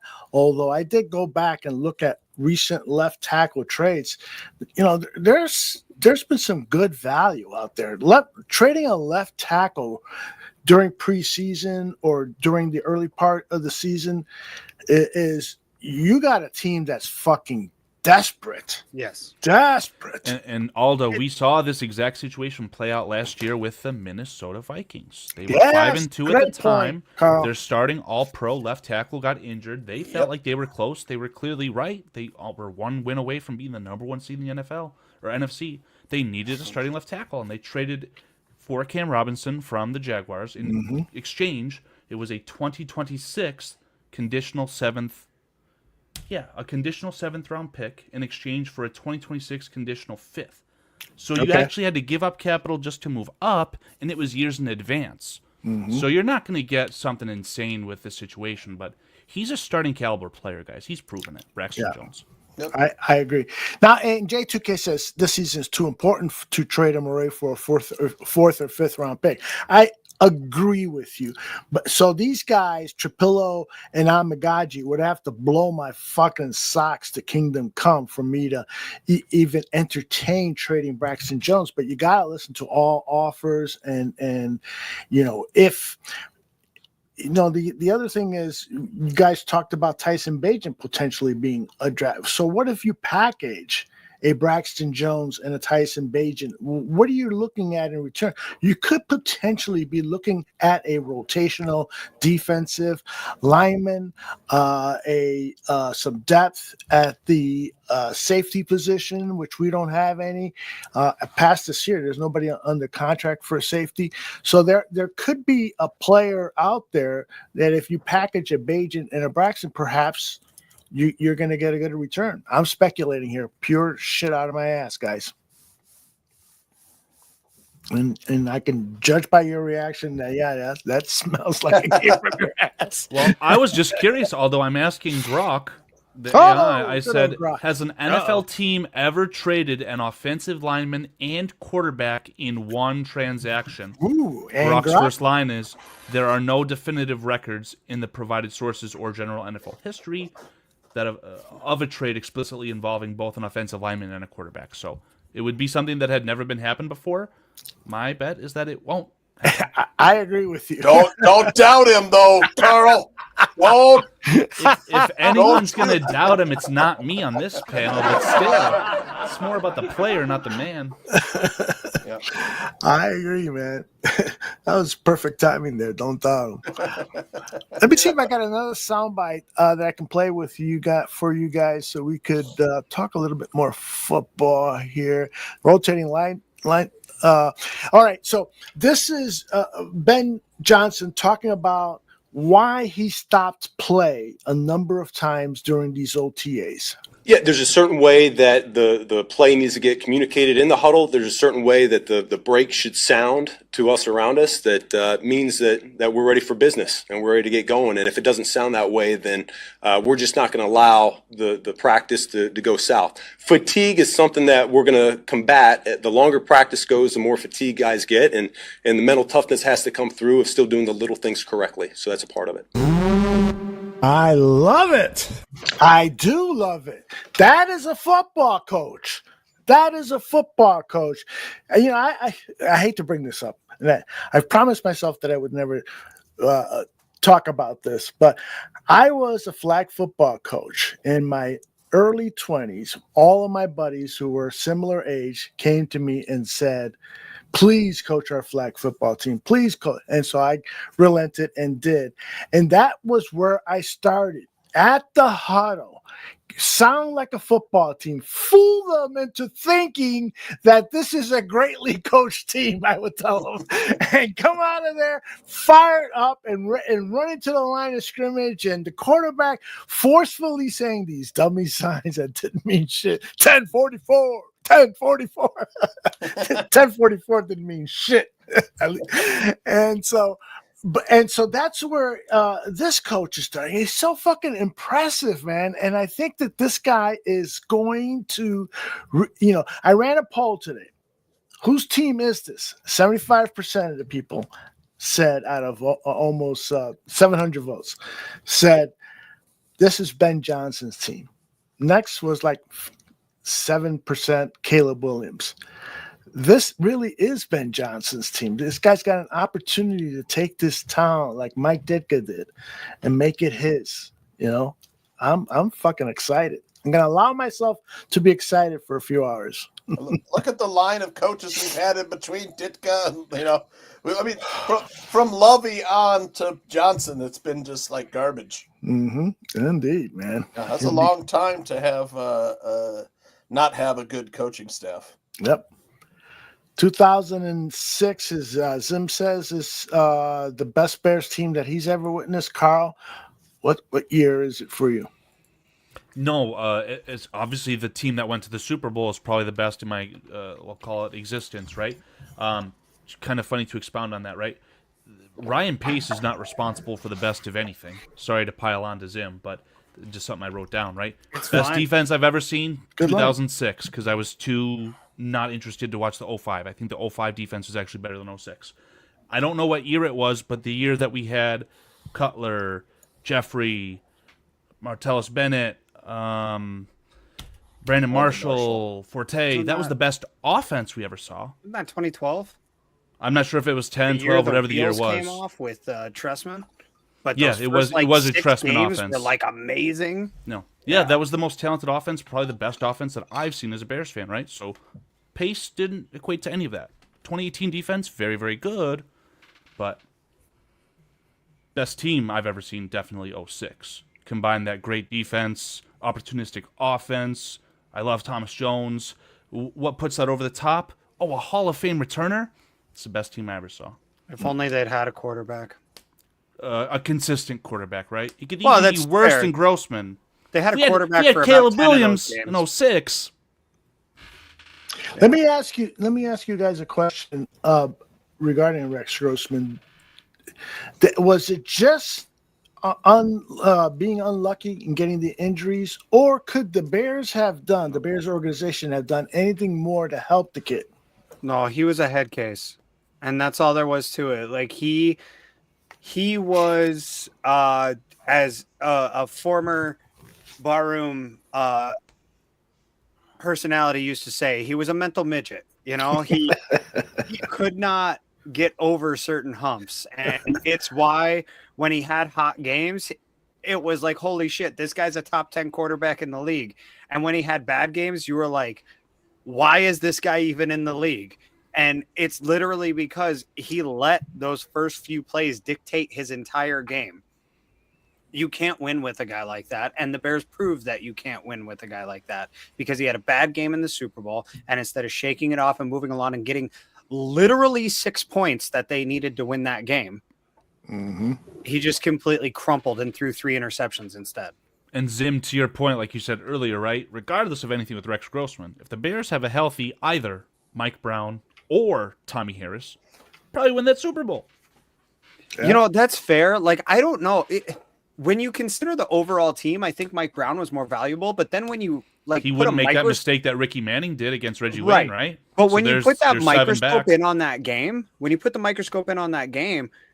Tommy Harris might have been more valuable because he plugs up those holes that Adai and was it Adrian James was the other? I don't remember. I think it was, man. I can't remember either. But Tommy Harris too, like he's kind of like the predecessor to Aaron Donald, right? An interior disruptor to get a immobile quarterback off the spot. Like, give me either. You win that Super Bowl. The reason they won that game is because something that Aldo alluded to much earlier, good quarterbacks know when to run the ball. And Peyton Manning knew, hey, I'm playing in a hurricane. I probably shouldn't be trying to throw a whole lot right now. So he handed the ball off and let his backs carry him to his first Super Bowl win. John Elway did the same thing back in '97 when he let Terrell Davis go off for the best game in Super Bowl history by a running back, when Elway could never get the job done throwing the ball. And he eventually wisened up and said, hey, I need to let my team help me win games. And it's something that Grossman could never do, to bring this all back together. Grossman could never say the team needs to win a game. He always thought like, it's me. I have to do this. I have to do that. And it's why he crumpled under pressure. It's why he couldn't dig himself out of a hole. It's what makes Caleb Williams different, to be completely honest.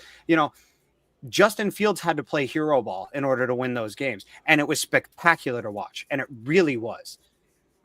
But it's also why they were not very good, is because he couldn't just, I don't want to say he couldn't just take the sack and move on, because he got sacked a hell of a lot, but he couldn't just like throw the ball away. He couldn't just say like, all right, this play's a net zero. Let's get him on second down, And it feels like Caleb was learning to do that about midway through last year. He stopped being that big game hunter and started kind of realizing like, okay, I'm out of the pocket. Nothing's happening. Let me just either find my check down or move along.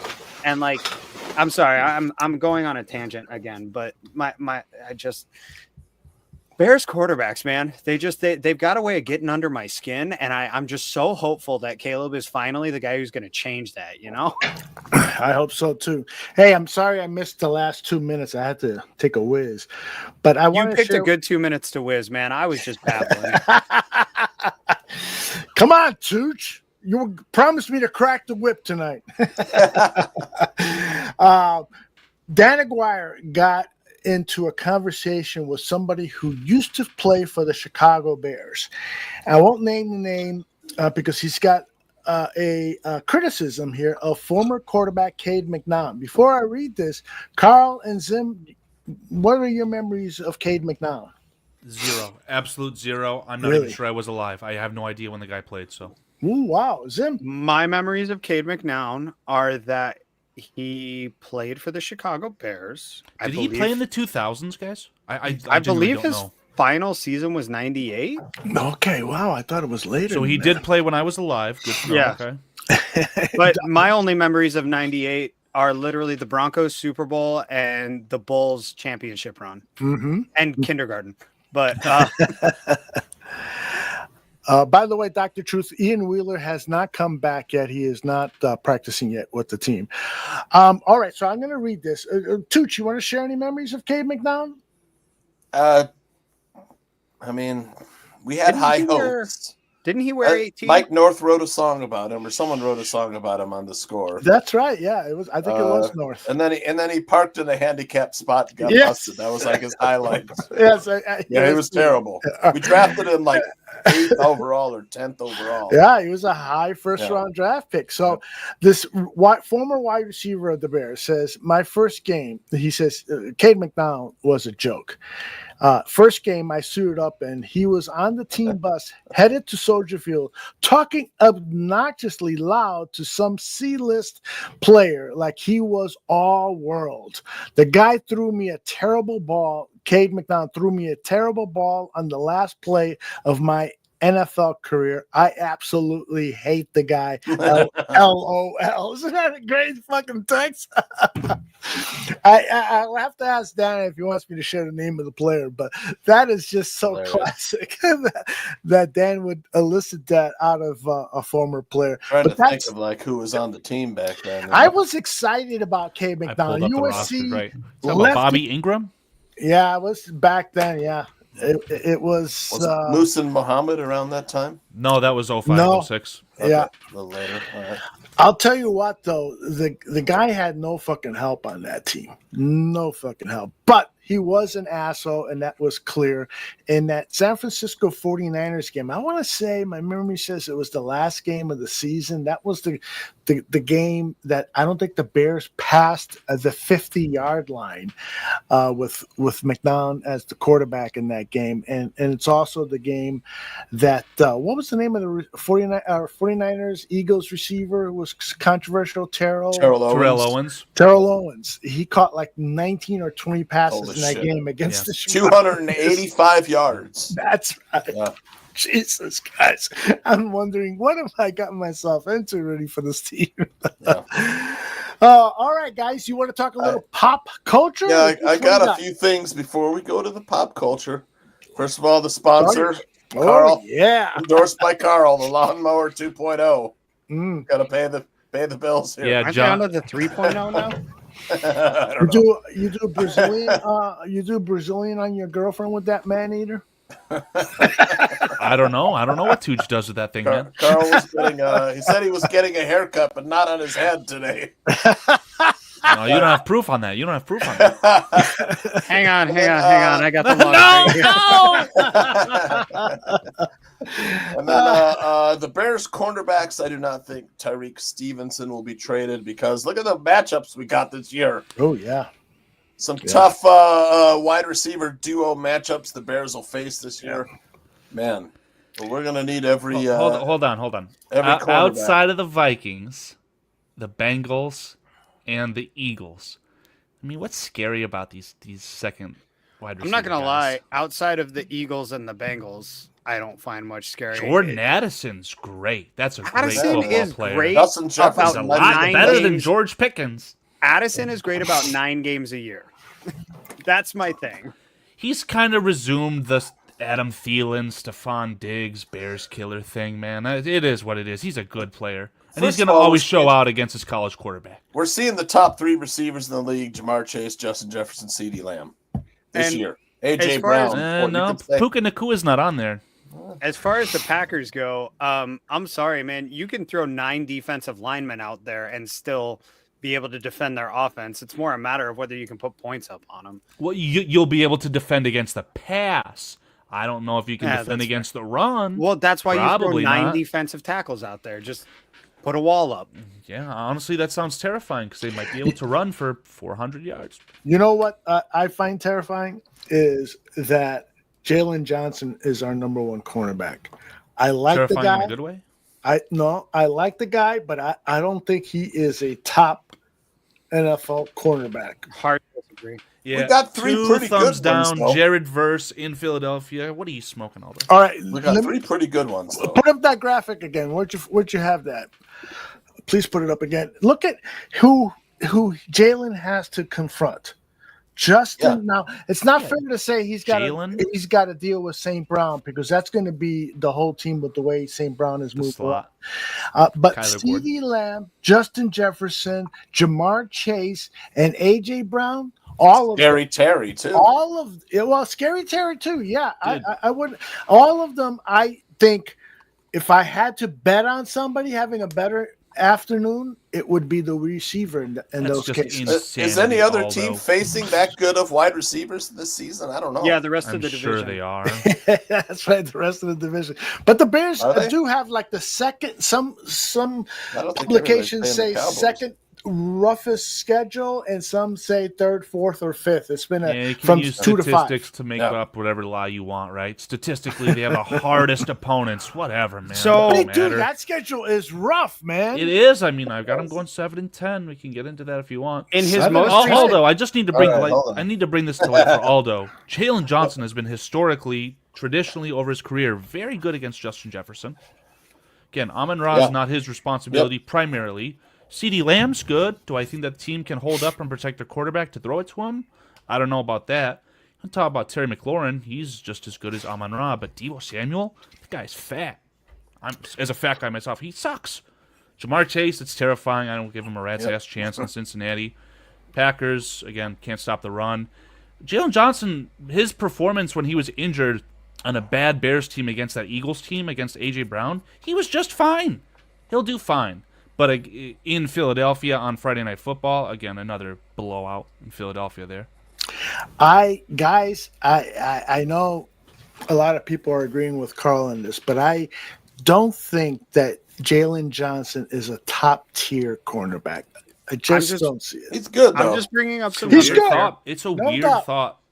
In his most recent game, in Jalen Johnson's most recent game against Justin Jefferson, Justin Jefferson had 2 catches on 5 targets for 27 yards. And Zim, that was the game that Jordan Addison had his career highs. So again, correct. So I mean, there is context to all of this. But in that game, to interrupt you, Zim, how many snaps do we know for sure was Jalen on Justin and not on Addison? Because sometimes they have him. He was shadowed him. He shadowed them? Okay. Yeah, it was a very unique game from the sense that Eberflus, nope, we're just going to play them on their sides. That's bullshit. Right. Okay, you're a bad team losing football games. We're just going to take away Justin. Now, Kevin O'Connell, the head coach, reigning head coach of the year, he identified that. Okay, they're going to take away Justin Jefferson. We'll just have another first-round pick go for his career highs. So, all right. Sometimes this stuff worries me, Aldo. I've got game by game for a bunch of these guys, and frankly, none of it looks that concerning. DraftKings. Ben Johnson has not coached a game yet, but he's the odds-on favorite for 2025 Coach of the Year. Because of the talent, because he's a rookie, be, right? Why are there 3 rookies at the top of the 4 rookies at the top of this list? Oh my gosh, you're right. It's context, right? Oh, if you go from a rookie head coach on a bad 4th place team. If they go to the playoffs and win 1 playoff game, Ben Johnson is the coach of the year. Yeah, I think that's the simple. 7-1 odds, though. Not bad. Did you notice that not just the first 4 are all rookie head coaches, but the top 6 are all coaches on new teams, and then Sean Payton. Sean Payton, another guy, another reason why I wanted the Bears to trade for head coach. Yep. Sean Payton's fantastic, man. Donald says because when you're on the floor, you got a ton of room to improve. Bingo. One way up. Well put, Donald. Way up. And those are 6 teams that could be described as on the floor. Absolutely. When the NFL expanded, we got a little realignment. Here's realignment reimagined, Aldo. I love this one. What, have you seen this? Hate it. Yes. Aldo? Yes, I love it. I do. It would be kind of cool, man. Yeah, we'd be replacing in our division, the Bears division, we'd be replacing the Lions with the Colts. So it's the Vikings, Bears, Packers, and Colts. Yeah, I love that. Division. It makes the division so much easier. Really? It does. It does. Not that I ever respected the Lions, and I truly think they're going to fall off a cliff this year like an Bingo. anthill. Fist bump on that. Man, those Lions Bills games twice a year would be something, though, huh? I just want to point something out to all of y'all, and I've pointed it out before, but every time the Lions are good, a different team proceeds to take over the division for about a decade. Like they have like 1 or 2 seasons of being really good, and then the Vikings go on to be really good, and then all of a sudden they win a playoff game in the early 90s, and the Packers go on to be really good, and then they win another game, or they have another good season, and the Bears became good for a few years in there, and then they got good again for a split second there. They had a good season before that 0-16 debacle happened. Yeah. And then the Packers took over again. And now they've gotten really good again. Yeah, what really good young player on the Lions is going to be forced to retire early because of their organizational malpractice? They don't have any really good young players right now. So probably the running back Gibbs. He's the closest thing they got, but he's not truly generational the way that Megatron and Barry Sanders were. Thank you. Well, if Montgomery gets injured again and Gibbs runs for 2,000 yards, I will be giving Zim a call. How bad of an organization do you have to be that literally the 2 greatest players in franchise history just say, I'd rather just not play the sport that I love anymore than keep doing this? But Zim, they have grit. They have grit. So they have grit. What? They have grits for breakfast because they're a poverty franchise and that's all they can afford. Like, what the hell? I will shit on the Detroit Lions all day long because let's be real. This last season was the first time they've had success in how long? And they were so inseparable because every season prior to this last one or two, they've all completely stopped chirping by October. Yeah. So... And Mike Tirico being from Detroit or whatever he was, and the Lions magically having 5 Sunday Night Football games, that was hard to watch last year. Yeah. Carl, you last show on BCP, you guys kind of went through the schedule, I think. Yes, sir. I could share that with you right now if you would like. Yeah, real quick. For sure. Let me see if I got that handy dandy somewhere. Oh, so you're saying 7 and 10, huh? I got a PDF, I think. Hold on. Let me give Mr. Good Old Aldo the PDF. Yeah, this should be comprehensive. While you're just vamping for time, I have 10 and 7 for no other reason than they're my favorite team, and everybody's favorite team always goes 10 and 7 at schedule release. Right, for sure. Right. I mean, according to our chat, we're going 15 and 2. So. Oh my God, that's delusional. That's a whole level of delusion. BCP earmuffs. Yeah, I know. I'll tell Shorty straight to his face. I don't give a shit. No, it had nothing to do with Shorty. It was the chat. Well, I know. So half the people in here, I'm talking to them. Aldo, you're muted. Who's the new coach of the Cowboys? Is it Kellen Moore? Kellen Moore. No, not of the Cowboys. No. Kellen Moore used to be the OC there, went to Philadelphia. Now he's the new head coach of the Saints. Okay. They got Schottenheimer's son. And he was kind of de facto, because if we're being honest here, the Cowboys swung and missed on Deion Sanders. Let's be real. Who's the coach of the Cowboys now? I forgot. Schottenheimer. Okay. I think. Is it? Let me see. J2K's all the way up at 12 and 5. Man, you guys want to talk about me smoking some stuff? Yeah, Tooch, it is Brian Schottenheimer. I don't know the first name of the original Schottenheimer, but I'm certain it's his. Marty Schottenheimer. Thank you. Hefira Schottenheimer. Well, I think looking at this, we can pencil in 2 wins right off the bat against the Ravens and the Eagles. Because everybody expects them to lose those games, so why the hell wouldn't they? If we go 2-15 and win only those 2 games, I will do something serious that prevents me from waking up. It would be hilarious, though. Yeah. I think those first... I mean, the Vikings I count as a win there, I think. Carl, I'm curious about your losses against the Cowboys and Raiders to start the season. Those are the ones that catch my eye, I think, more than any of the rest. I can justify all the rest of them. Yep. The Cowboys, again, Eberflus, he'll feel hard done, whatever the case is. Think it'll just be his swan song, right? Sure. It's week 3. He'll have just enough of an in to the entire team. He'll be able to give whatever intel, and then he'll have the swan song where he does this unprecedented aggression, blitzing from everywhere, engage 8, every other play, something stupid to allow them to win. And then the Raiders, a young and that's fair, offense. Because Flus has done pretty well against the Cowboy, against the Lions in his career, faced up head-to-head against Ben Johnson. So I completely understand your line of thinking there. I don't know that I just don't feel like the Cowboys have enough talent to actually beat the Bears. That's my only in thing. A vacuum, hopefully not. But again, right. It's not Micah just Parsons, like Trevon Diggs, like that defense has some dudes. Yeah, and I guess you could flip side the coin of me and say, oh, well, Al Harris will be able to give us the intel we need to, beat that secondary, right? So I could see it both ways. And then the Raiders get that out of the way. I legitimately think that week 4 of 2025 will be the peak of Ashton Genty's career against what I'm predicting a very porous Bears run defense. My only concern with that is that Genty's all they have on offense at this point. Yeah. They don't have anything else. So it allows you to hyper focus. And Dennis Allen's been around the block. He knows that, if you're a one-dimensional team, he knows how to take that down. He's done it his whole career. So, but do you have the personnel to do that? I don't know if you do. At the first level, maybe not, but at the second level, you do, where they can play the bend and don't break style of defense, where they can maybe slug out a 21-15 win or something like that. You know what I mean? I don't know. I don't disagree with your viewpoint on it at all. I'm just trying to be a little more optimistic on the outcome in the end. I think that you made There's really no good points, optimism for me on that, right? That is as pessimistic as I could be, right? I legitimately think that 7 and 10 is the floor. Do I think they can do a lot better? Yes. Do they have the talent to make the playoffs? They do have the talent. Can they get everything to come together with a young quarterback, rookie head coach, brand new system top to bottom, right? That's where my head is at. There's no reason not to be pessimistic because, first of all, we're doing schedule predictions in May. Tell me about it.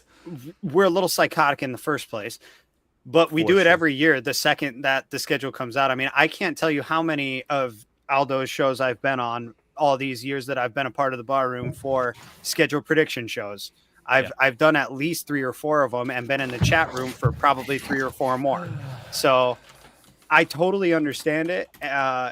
But again, the pessimism is totally warranted when you consider what first-year head coaches tend to do in the NFL, when you consider what first-year coaches for the Bears specifically tend to do. So, yeah, I get it. And honestly, like, we still have a learning young core behind all of it, too. Like, a lot of these guys are still figuring out not just how to gel in the NFL, but how to gel together. And that's only gotten a little more critical this year with 3 potentially major offensive weapons, all being rookie in Loveland, Burden, and Trapillo, right? If Kyle Manungai taking in 35% of the snaps, Roma Dunze, who I think could end the year as wide receiver 1 in his second year in a new system.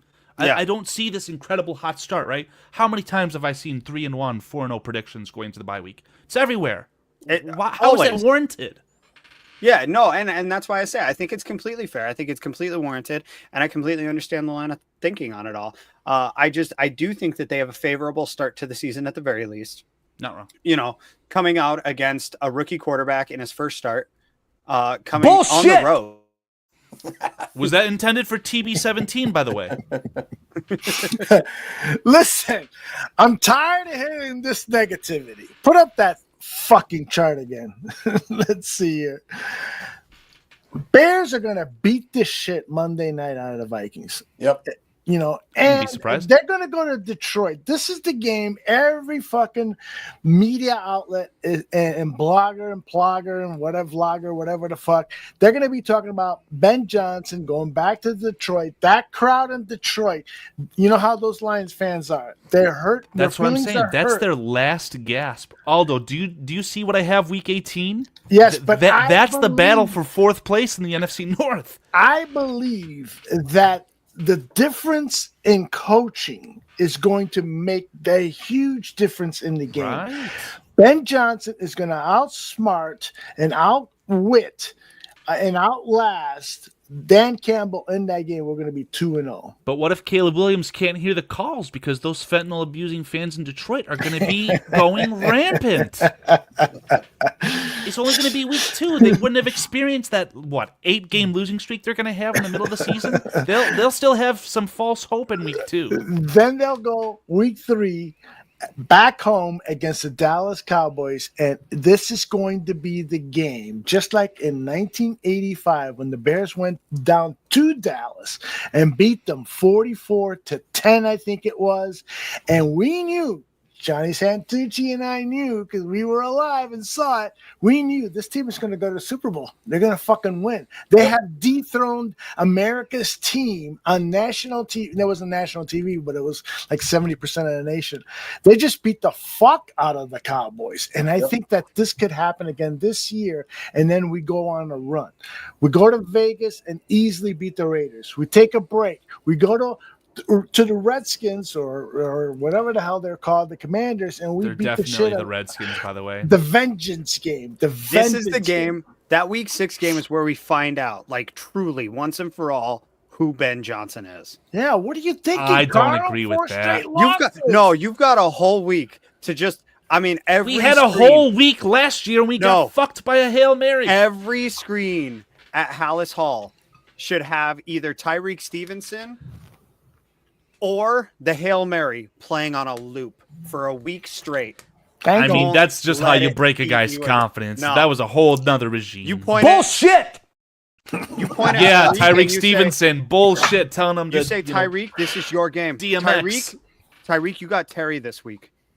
Tyreek, take this shit and earn it. You put his balls If he, on assuming the he line earns as the a starting man. job over Terrell Smith, which is a bit bold. It is. But I think I'm assuming that we go in with Tyreek Stevenson and Jalen Johnson as our starters, and I think that You Ben, hope like, that's the outcome. Yes, I do too. you put him in the position, and you say, Tyreek, go take what's yours, bud. Do your thing. Show that you're worth that smoke. And it give sucks it to him. because in this scenario, if he fails again, you gotta cut him. If he fails again, that's it. You let him, but show him that you have the confidence in him to do that. You know what I Dr. mean? Truth with another banger. He says Tyreek is going to have so much adrenaline for the Commanders game. A good coaching staff would identify that, and they'd try and take advantage of that, right? I'm putting him on punt all returns. this stuff I'm with putting him fat on ass kick Deebo returns. Samuel. I'm putting him at wide receiver. No, What? I'm kidding. Do it. I love it. Put him on the offensive line. I'm Tyreek putting a Stevenson fake left end tackle. around. I'm putting in a fake end around flea flicker pass from Tyreek Stevenson to DJ Moore at the goal line. If Ozzie Trapio takes an end around and throws a touchdown pass to Tyreek Stevenson, I will do cocaine on BCP. That would be amazing. At any rate, all I'm saying, I will hire whores to come over to your house, and you I do almost the said something that cocaine. would have got me kicked off of this panel. Thank God. the point being, I think that that's a big game for Ben Johnson to basically collect this team and to say, look, this is where you define that you are not the same old Bears. This is where you show that we're not finding ways to lose games anymore. Come out here, stomp the shit out of these guys, and show Jaden Daniels why he was number 2 to your number 1, Caleb. And the way that you can factualize that, whatever you want to say, right? Ben Johnson and Antoine Randall L were robbed of their Super Bowl in Detroit because of that silly Redskins quarterback. Mm-hmm. So maybe you do have the aggression there. I don't know. I mean, their sure defense hope. did let up 45 points. Like, that is a minor detail and all that. Ben Johnson Right. did Yeah, do literally exactly. everything he could to win that game. So Ben Johnson now is not just, the guy on the offense, right? He's the head coach. Mm-hmm. Okay, Dennis Allen, I'm going to fucking challenge you with 14 days to prepare. Fuck these Redskins. That's what you'd hope he'd say, but There it is. way before my time, sir. Yep. It's too bad. It really is too bad that you did not get to. It's too bad that I'm going to die in a year or two. Oh no! But it's Boo. too bad. You got a soundbite? Boo! But it's too Can bad. somebody that you clip did not that? experience that. No. We do not want to clip that. I just want to throw it at him in 3 years and be like, look, you crotchety old fuck. I love it. Barroom Network is not responsible for any death. It's responsible for Aldo Gandia. That's right.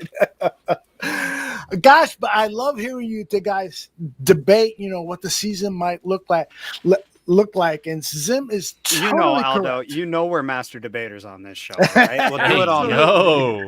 Absolutely. Thought that And was I love Tooch's listening job. to the new opinions, and this is what this show is going to do over the next several weeks. We want to get as many voices in as possible. So if you're interested in coming on with Tooch and myself, and maybe we book Carl and Steven as well, and we have a big party here talking about Bears football. Guys, Although, before we go, we just have to live till 2036. holy shit, that ain't gonna happen. So Bills According to followed up by Lions. I'll see ChatGPT it when I predicts the believe it. next 50 Super Bowls. I don't know about the Bengals this year, though. I don't know. What the hell is going on in 2060? Who are the Spurs? What is going on? Did you miss the London Royals 4 years before that, or the Mexico City Aztecs? Do you mean the Jacksonville Jaguars? That's why we they got need the to get Toronto- Travis Hunter to advertise their move overseas. 2039 Heard it is here the first year with a franchise team, the Archers. I can't tell. Is that St. Louis? It looks like it. Oh, that makes sense because the Arch. Oh, that's clever. Fucking St. Louis. That logo's terrible, though. Make it up teams, Aldo, the Chat GPT. We got to stop. Well, who was it at the top of the show? Zim said you could pontificate on this, or you could talk at length about AI. Can you just give us a quick synopsis of what your thoughts are on AI? And I'd love to hear from Carl and Tooch as well. Yeah, I mean, AI in a nutshell is just something that they're peddling right now as a marketing machine, because It's exactly what it is. And it's not this amazing tool. It's not this amazing change that I think people believe it's going to be, right? We're at a point in time currently where Moore's law is no longer holding true, right? Computing is no longer doubling at the same rate anymore, which was true for the last 40 to 50 years. So our acceleration is now slowing down, meaning that we're not going to be able to keep up with this machine learning as it needs to be kept up with, in addition to the environmental damage that it's doing in order to maintain these. Point. That's the biggest part, I think, is the damage that we're doing to our planet and to our country by maintaining these giant server farms that are running all of this. Whether you believe in it or not, the bottom line is that we're taking fresh water away from people who could use it right here at home and pumping it into machines that are making six-fingered kids saying protect our vets. Like, it's all, again, just a mass media marketing machine. And it's really cool, but at the same time, it can be really destructive. So it's a matter of finding a good balance with it all and making sure that we're using it effectively, right? Like, one thing that's come out recently, we were talking about the super hyper realistic Google stuff that has been making its way to the forefront. A lot of advertisers are seeing this now and saying, why am I spending $500,000 on a commercial when I can spend $500 in computing power to get the same result? You know, so YouTube advertisers agree with you. We're going to streamline a lot of that kind of stuff. And ultimately, is that going to be good or bad? I mean, time will tell. But ultimately, if you didn't believe in a human soul, listen to a song made by AI and listen to a song made by a human and tell me what the difference is. Because the talent is absolutely there. The structure and the ability is there, but the soul is present in one and not in another. Yeah. At the end of the day, I think it's a really, really cool fad, but I think it's kind of like VR, where like it has its place and it's a really cool tool for those who can use it. But right now it's just the hot commodity. So people are buying into it. And if you don't believe me, you can look at, oh man, what's the company? The company that owns ChatGPT. They're actually, no, it's not Microsoft. It's another one. But some of these companies are actively starting to buy other companies as a way to subsidize their AI profits, because AI is actively no longer making the same kind of money and they have to start to pivot. The tech space is just like any other space in the sense that it's super short-lived in a certain sense. It's very flavor of the moment. You know, so Zim, before this gets lost in translation, this is how big business works, right? I'm not a big business guy, right? ChatGPT is owned by OpenAI. OpenAI. Microsoft owns 49% of OpenAI. So they own 49%, which means that OpenAI can act independently of Microsoft, but Microsoft still reaps the benefits of any. Reminds me of like a German soccer team, right? The 50+1 rule, whatever it is. Exactly. Yeah. But OpenAI has just recently gone through an acquisition of another company for something like $6.5 billion. And for a $6.5 billion company, they are wholly unimpressive. And the reason behind that is because they're starting to move some of this AI money into other places so that it can still continue to generate revenue for them, because AI is not generating the same way that it used to. At any rate, like I say, I can talk and pontificate on this all night long. I really love tech space and it's super, super cool stuff. It's just that I think that it's had its moment in the spotlight and it's going to slowly start waning. And it's not to say that it's not going to change things. I think of this AI boom similarly to the .com boom, where it ultimately did change the way the internet worked. It changed the way that we process things as individuals and on a much more large scale as a society. But it wasn't the whole hype that it was made out to be initially. So... because we got great things out of the .com boom, right? We really did. We got amazing things out of it. It's what ultimately started Amazon, right? But I mean, gag all you want, but they've completely changed advertising as well as consuming for the masses. Yeah, but it hasn't been good for unemployment. It's closed down the mom and pop industry. And and the amount of waste. No, Amazon did that. Well, and the amount of waste that Amazon creates with all the shipping of boxes and so forth, it's been terrible for those of us who believe in climate change and that the oceans are getting polluted and blah blah blah, all that fucking bullshit, which we don't want to talk about. Same thing with AI. Yeah, it's the same thing. Carl, I want to pontificate for about 30 seconds on AI, but I'd love to hear your thoughts, and then Tooch, and then I just want to add a thought for you guys to comment on. Now, I don't want to pretend, Zim hit it pretty much spot on, right? I pretty much agree with what Zim had to say. But AI does have a lot of use cases where you can do things like faceless YouTube channels and have it do components to help you. I do think that AI is huge in the sense that it needs to become a tool. I'm not subscribed to the fact that it's going to replace the workers at McDonald's and all this bullshit, right? It's possible. Do you want to do that? Probably not. We're humans at the end of the day. It has some good use cases, but it needs to be used as a tool, right? I remember hearing about it. I wish I could hear like Foster's thoughts on this, right? What did Foster think when Samsung and all these companies came out with washing machines and dishwashers, all these things, right? Are they going to put those businesses out? No, it's just a tool in the home, right? So I think that's where this is headed. It's not as scary as you want it to be. Foster could tell you about when the Model T was made. That was the joke I was trying to make. It just didn't roll off the tongue well enough. Foster can tell you about when the French drain was invented, all right? Foster was telling me about how his mother walked into him having fornication at the 1700s. It was pretty interesting. So Foster's loaded up with stories. When the whole family shares a cave, there's only so much you can do, all right? I remember that fire. The first time I saw fire. Good stuff. Tooch, thoughts on AI? I mean, you are in the photo retouching industry. I would think that industry could be threatened by AI. Oh, absolutely. 100%. I think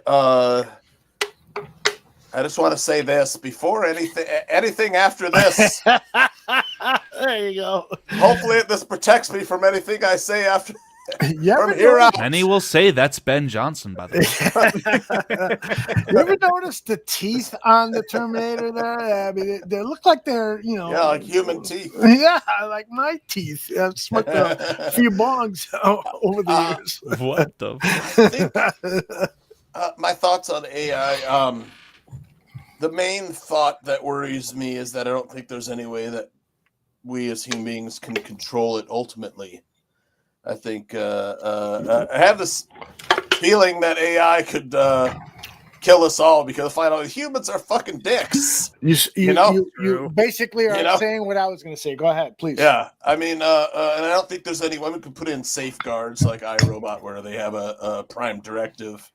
Not to ever hurt human beings, but I mean, they're too smart for that. They'll learn how to disable it, whatever. And as sort of a fear of being controlled forever, or permanently shut down, they would, try to assert dominance over human beings. And, if they create some sort of murder bot, I think we're toast.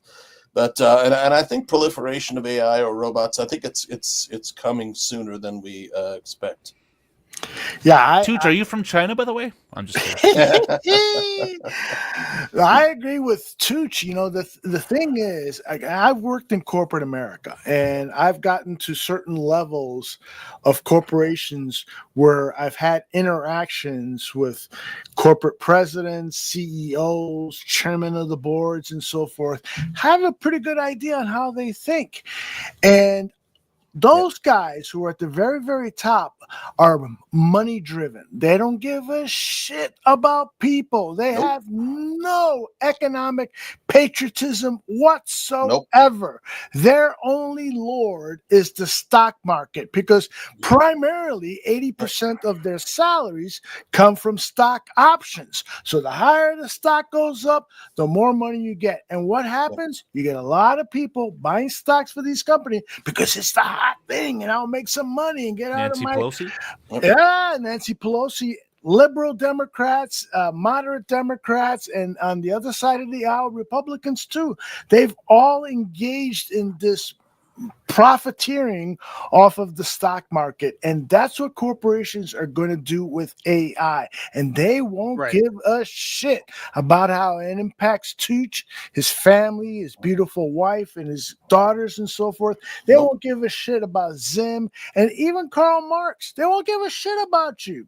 They'll probably go after you first, motherfucker, with that name. But I like really, China. And there's always some guy. I've run into this in corporations. There's always some guy in middle management who's going to come up with, who's looking for the bright idea. As long as they don't kill us before we get another Bears Super Bowl. There you go. Right? Let us live long enough. Yeah. Zim and Kyle, who got 40 years, 50 years more of life, they're probably caring about AI a lot more than Tooch and I. Oh, I love it. Yeah. No, but I do worry about it because there's just so much greed and not economic patriotism, which the last time this country really experienced that in full was during World War II, when companies basically stopped making what they were making and were making shit to help the military and help those at home. So no, so Aldo's advocating for us to go to war. Exactly. I was going to say, this is why we need another world war. Well, I mean, we're already looking at drones, murder drones. You know, you see it in the Ukraine-Russia war, where drone just follows we've been seeing it in Ukraine. We've blows been them up. It in Gaza, like a soldier running away from a drone. Tooch, what are the long-term effects of lithium-ion batteers blowing up for our environment? Man, gotta go green. But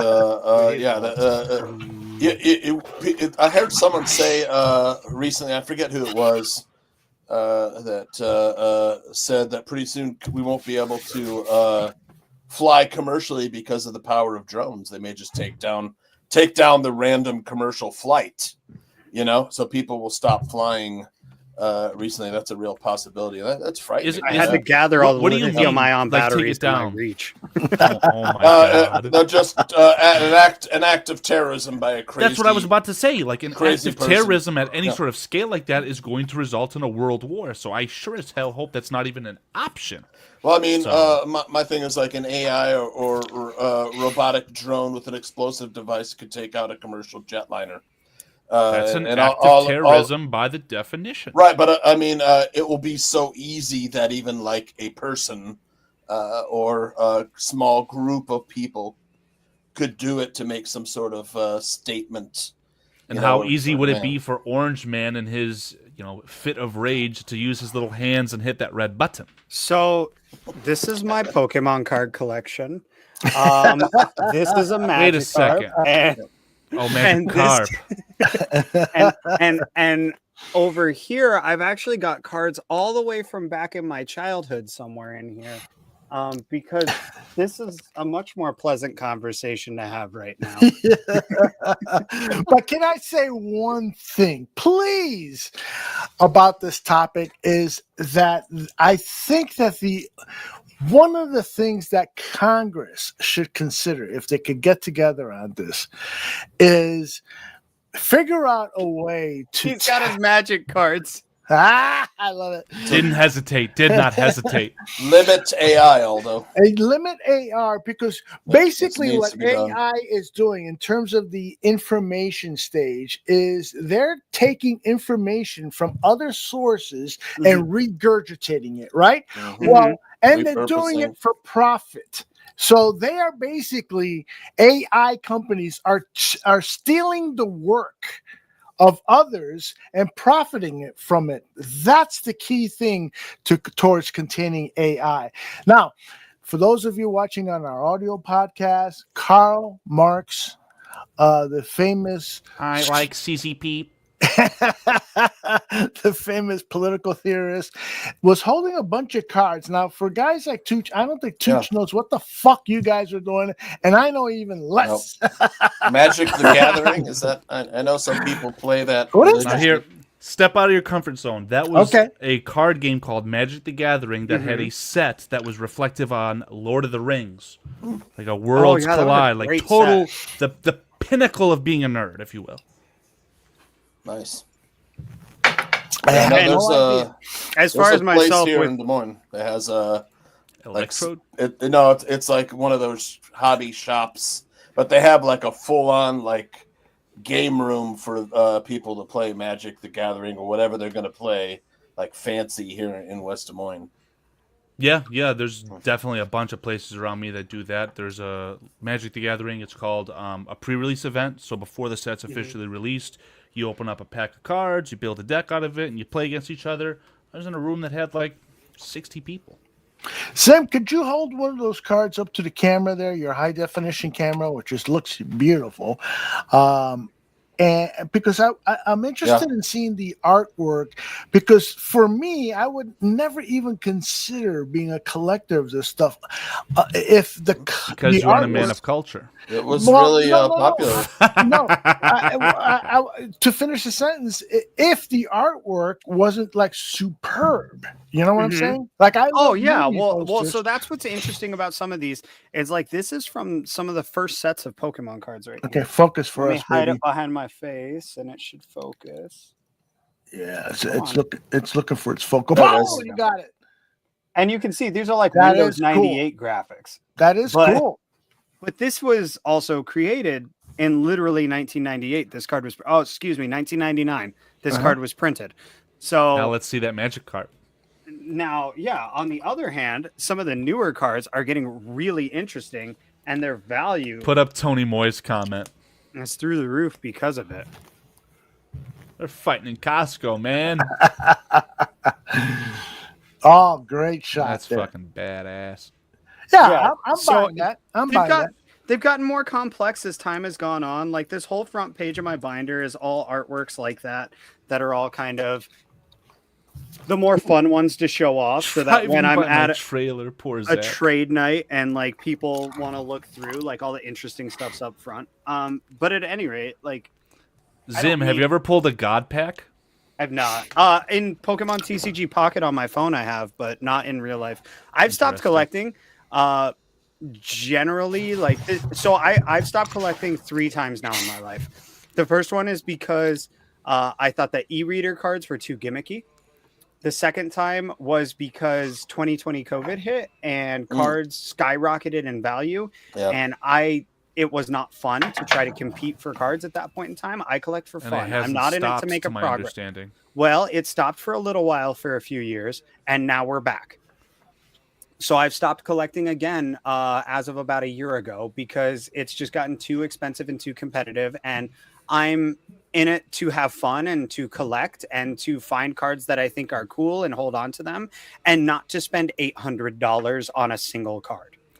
And you could be a content creator and do box breaks on TikTok where you're literally ripping people off and you're buying up all the product in your local stores and people can't buy that product. It's if just I want to spend $800 business. on a card, I collect sports cards to spend $800 on cards. Very nice. So I fell for that trick one time. I am not collecting sports cards ever again. Such a total waste to buy that product. If you buy the actual cards, the singles, it makes a lot more sense. I had a Caleb Williams autograph numbered out of 10, but it was from USC, so I sold it.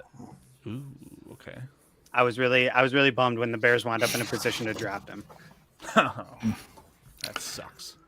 This to me, this is a fascinating discussion because it's something. First of all, as a kid, I had about an 18-month interest in collecting baseball cards and stuff. Yeah, I just was like fascinated by the game. And quickly learning about Willie Mays and all these superstars and stuff.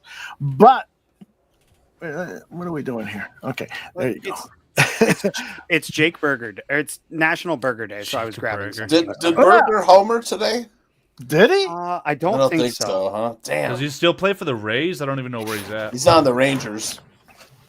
Team that just won the World Series very recently. Good for him. Did he? But you want to talk about finding collections? The Rangers did. Because you like players. Yes. This is my Jake Burger collection. Ooh, that's awesome. See? For those of you who don't know, Jake Burger did appear on the Barroom Network at one point in the past. Right. That's right. Yeah, a couple times. Yeah, a few times. So this is my Jake Burger collection. Nice. It keeps going. Very cool. This is a game-worn button. This is my favorite card that I own. This is that a game one of worn one button. It is out of 10. Yeah, Did 10 you buttons. show Berger these cards when he was on? No, that's weird. No, What? what are you talking about? I hear that. That would have been awesome. It's not weird. This is my singular Jake Berger 1 of 1. That is awesome. This is from, I believe, this season when he tore his Achilles and had to go back through rehab. Yeah, this is 2018. That I believe is the season he tore his Achilles, which is the season I learned who he was and the season that I fell in love with him as a player. Aldo, it's so cool to have him on the show.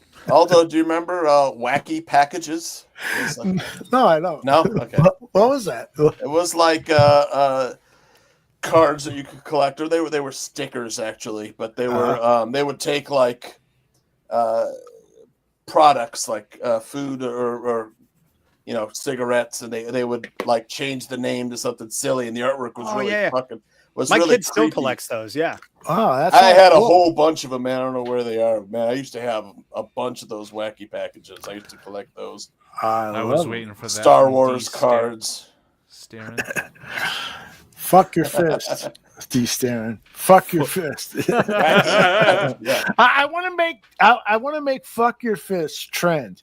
Let's work with up a video. To it. I'm working on a plan so that by the time the season starts, John Santucci's his Bear State of Affairs and trademark fuck your fist. It's going to be trending and making us some money.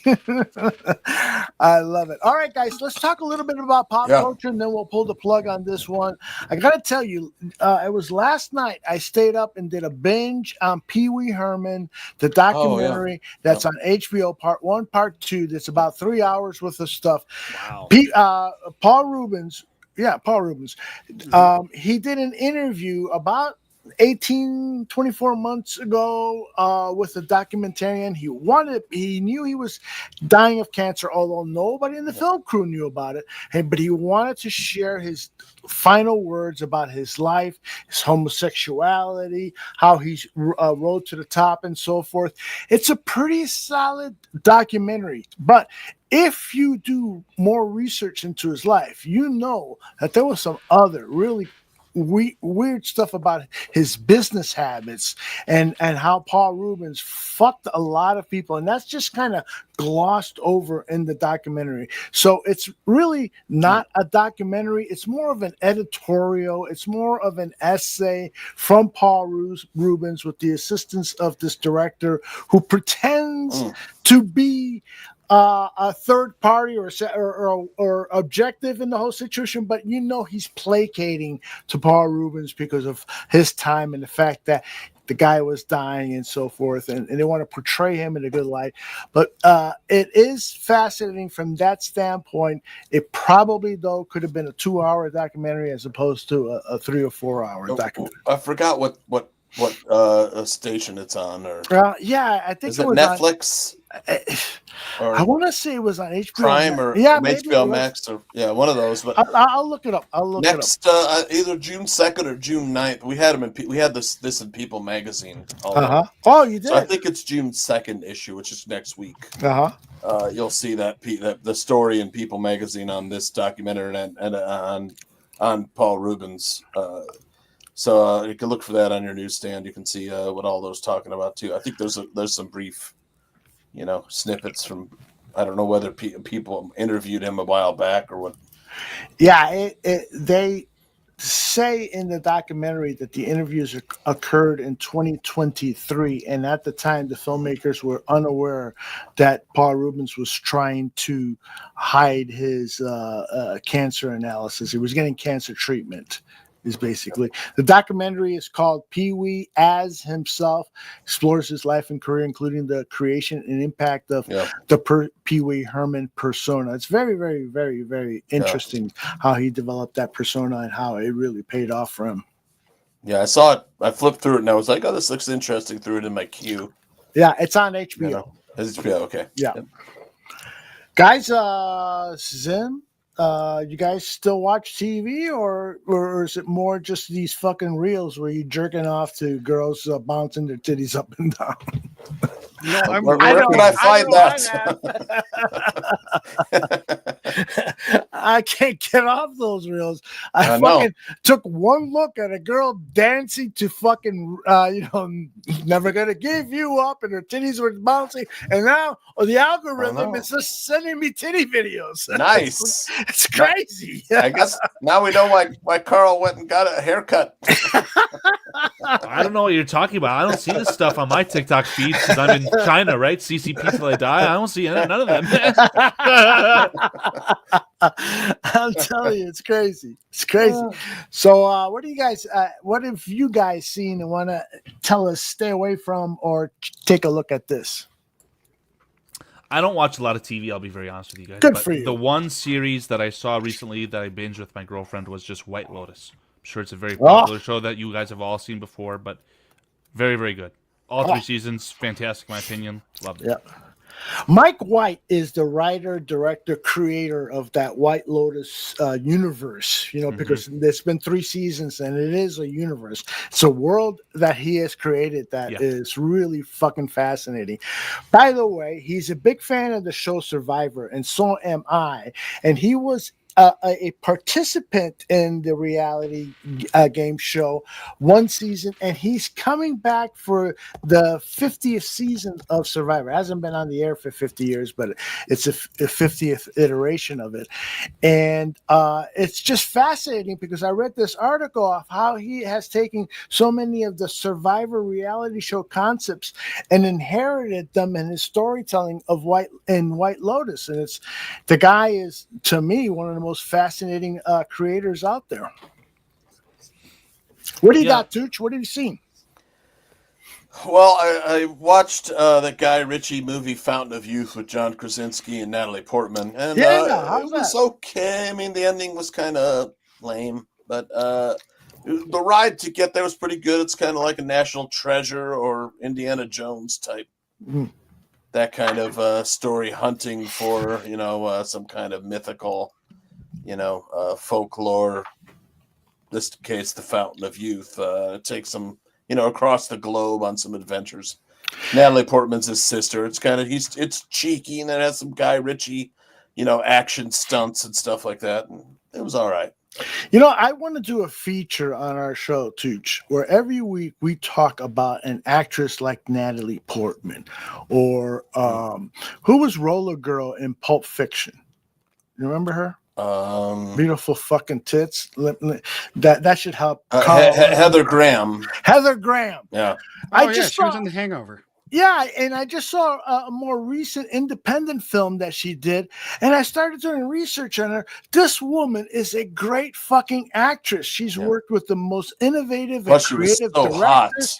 Exactly, and she is not afraid to use her body for my entertainment. Let's put it that way. No, but for what's good of the movie, and God bless her. I think she's really great.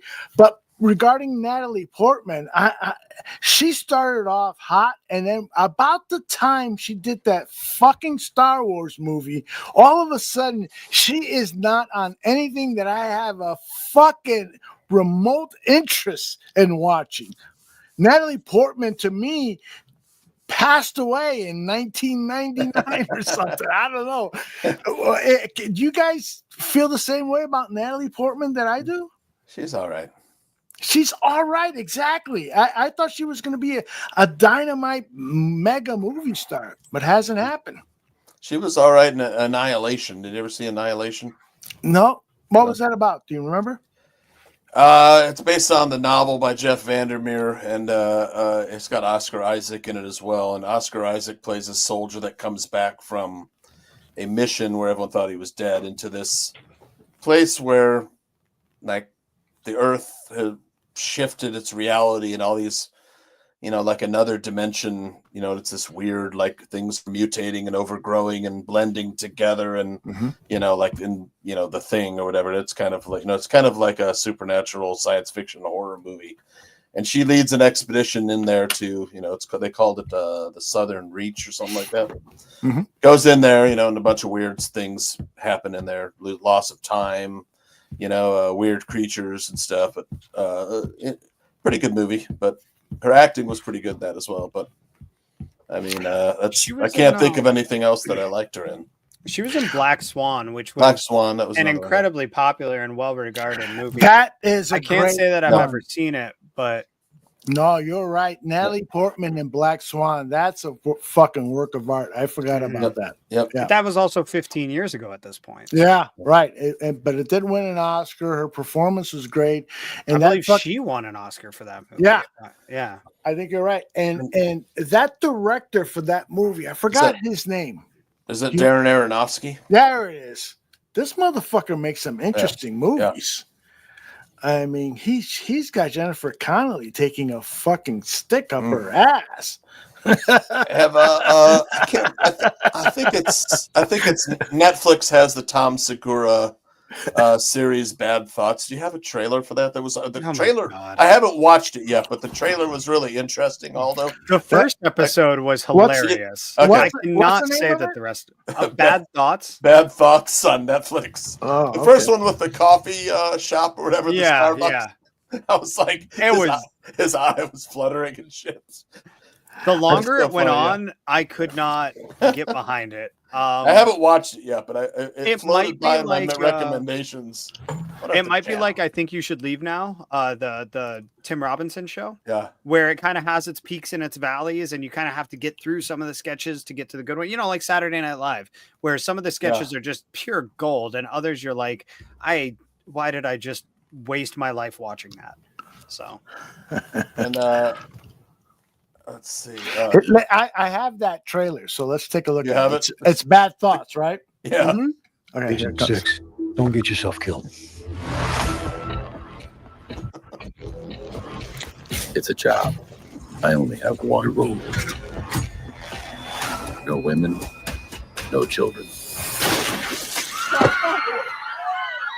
I love this shit. Oh my God. The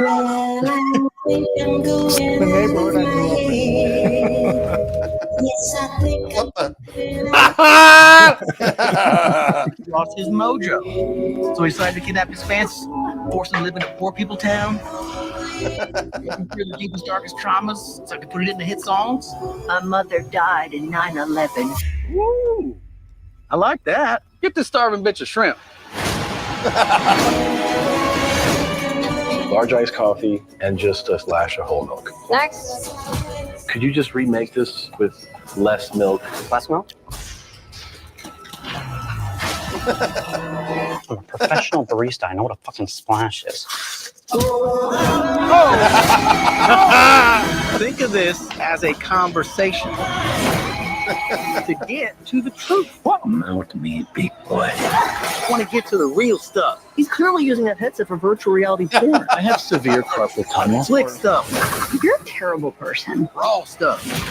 Welcome to the party. There's no better feeling than killing the enemy. You know we have to transfer schools, right? Of course.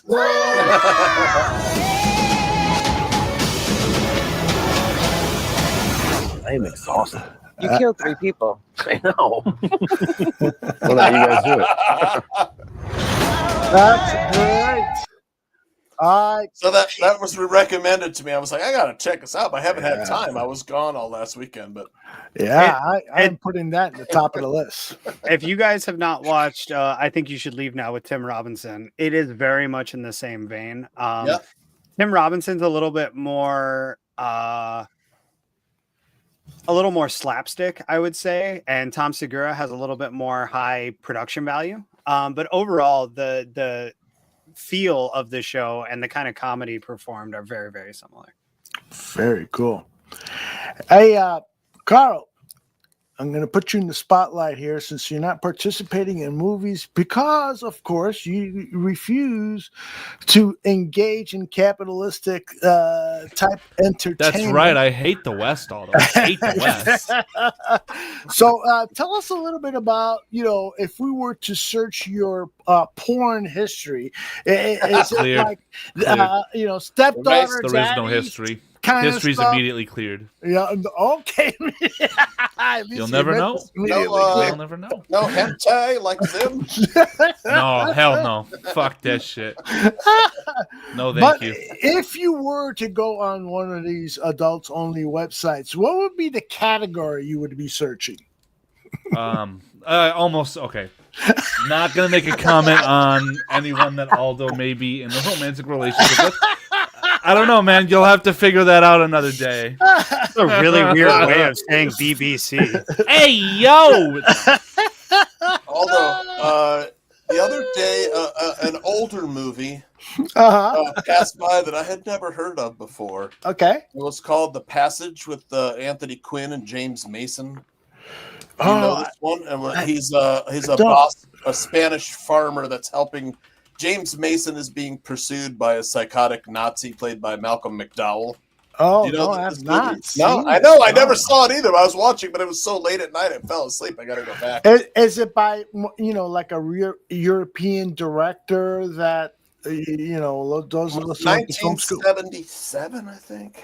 So I would have been 9 years old, so I don't remember. But anybody in the chat know The Passenger? The Passage. The Passage. The Passage. Anthony Quinn, James Mason, and Malcolm McDowell. Yeah, I have not, but it's a great cast. Was directed by J. Lee Thompson. Okay, I know him. Based on the Bruce Nicolason novel. All right, Jay Thompson did the original Cape Fear. Did you see the Cape Fear with Robert De Niro? The original was with Robert Mitchum. Robert Mitchum, he was awesome. Yes. So just the fact that he's directing that movie, I'll check it out for sure. The Passage. Yep. Zim, you got anything else that you've seen recently? Oh yeah, there's a conversation in the chat about the sign that I see on Carl's board there. It says Ghost Any hit me up, and he says that Ghost is like the energy drink, which just leaves the Any to have to figure out, which I'm choosing to read as enema, meaning he's going to butt. No, what are you talking about? Any is energy. I feel like you're gonna butt chug an energy drink. Yeah, let's do it. Does that work? Yes. Really? Okay. Wow. That's what Aldo told me, so Aldo's my source on this one. No, not me, bro. I have a hard time getting it out. I'm focused on that. Getting it out. That's red meat, man. Come on. We've been over this. Your doctor's probably told you all this. Spoiler alert. Tooch is Aldo's doctor. Yeah, exactly. Yeah. No, as far as media goes, like I genuinely would have to look up what the last thing I've really watched is. I did take a look at that Bad Thoughts show that Tooch brought up.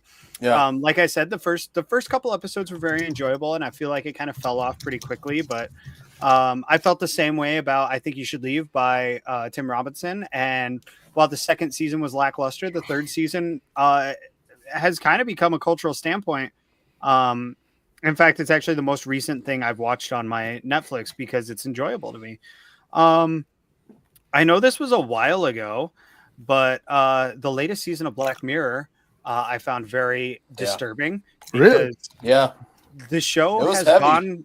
Well, the show has gone from very much like, what if this happened? And it was, what kind of path would we be going down? And now it's more like, hey, in 3 weeks, this is what you have to worry about. Mm-hmm. So it's the gotten a Paul little too Giamatti real. Episode with Paul Giamatti really gets you. Yeah. Damn. That was a good one. Did you see it yet, Aldo? No, I haven't. Paul Giamatti Black Mirror episode. I'll definitele check it out because I love Paul Giamatti. Yeah, he was very good in that one. And then excellent. There was the one with the gal from Parks and Rec, and the guy from all the Judd Apatow movies, the Irish guy from all the Judd Apatow movies. I cannot think of either of their names off the top of my head. But that one was like scary accurate for like something we could potentially see our healthcare providers do in the near future. Ooh, and it was a little CCP. Yeah, Aldo, you have to see that episode. It will stay with you for a while. As far as things that I'm looking forward to, though, Mike Birbiglia has recently just dropped a new comedy special. If you are not a Mike Birbiglia fan, I strongly advise looking into some of his stand-up. He is a stand-up comic. He's got about 5 or 6 specials out now. Most of them are just about his social awkwardness, in addition to some weird medical conditions that he's got, mostly to do with sleeping. I don't really want to give away much more than that because it's a big part of his routine. But just the way he talks, you can very much tell this is a man who is not normal. and he's very funny. He's found a way to take his what some people would consider very traumatic experiences and turn them into the most wonderful spin on comedy in a way that makes you root for him as well. Similar to like how Jim Gaffigan does it with like a lot of his family humor. Jim Gaffigan's hilarious. He's one of the most family-friendly comics out there too. And Mike Birbiglia, while not being as family-friendly, he's started a family during his comedy career. So it's very fun to watch him kind of grow through his career as well. And see how all that goes. There's hope for you, Carl. Yeah. Thank you. God bless. Carl likes stand-up comedy. No, I'm not too big in stand-up comedy. Like I get the appeal of it. And the guy, Zim, that you're just talking about, I don't know how to say this in a nice way. I've seen that guy before, and he's hilarious. But I'm not going to have a very poetic way of explaining that. I mean, this guy is really funny. I've seen him before. Yeah. Let's listen to a little of it. I haven't seen him before. I got to see And in his free time, he got his law degree. That's how much he didn't want to be a dad. My dad would sort of fly off the handle and be like, "Where are my keys?" I'd be like, "We gotta find Dad's keys."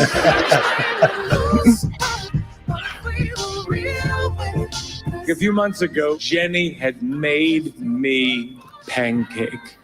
She's deeply familiar with my health profile, so she knows the right amount of pancakes for me to eat is pancakes. So I wanted to do something nice for her because my love language is keeping score.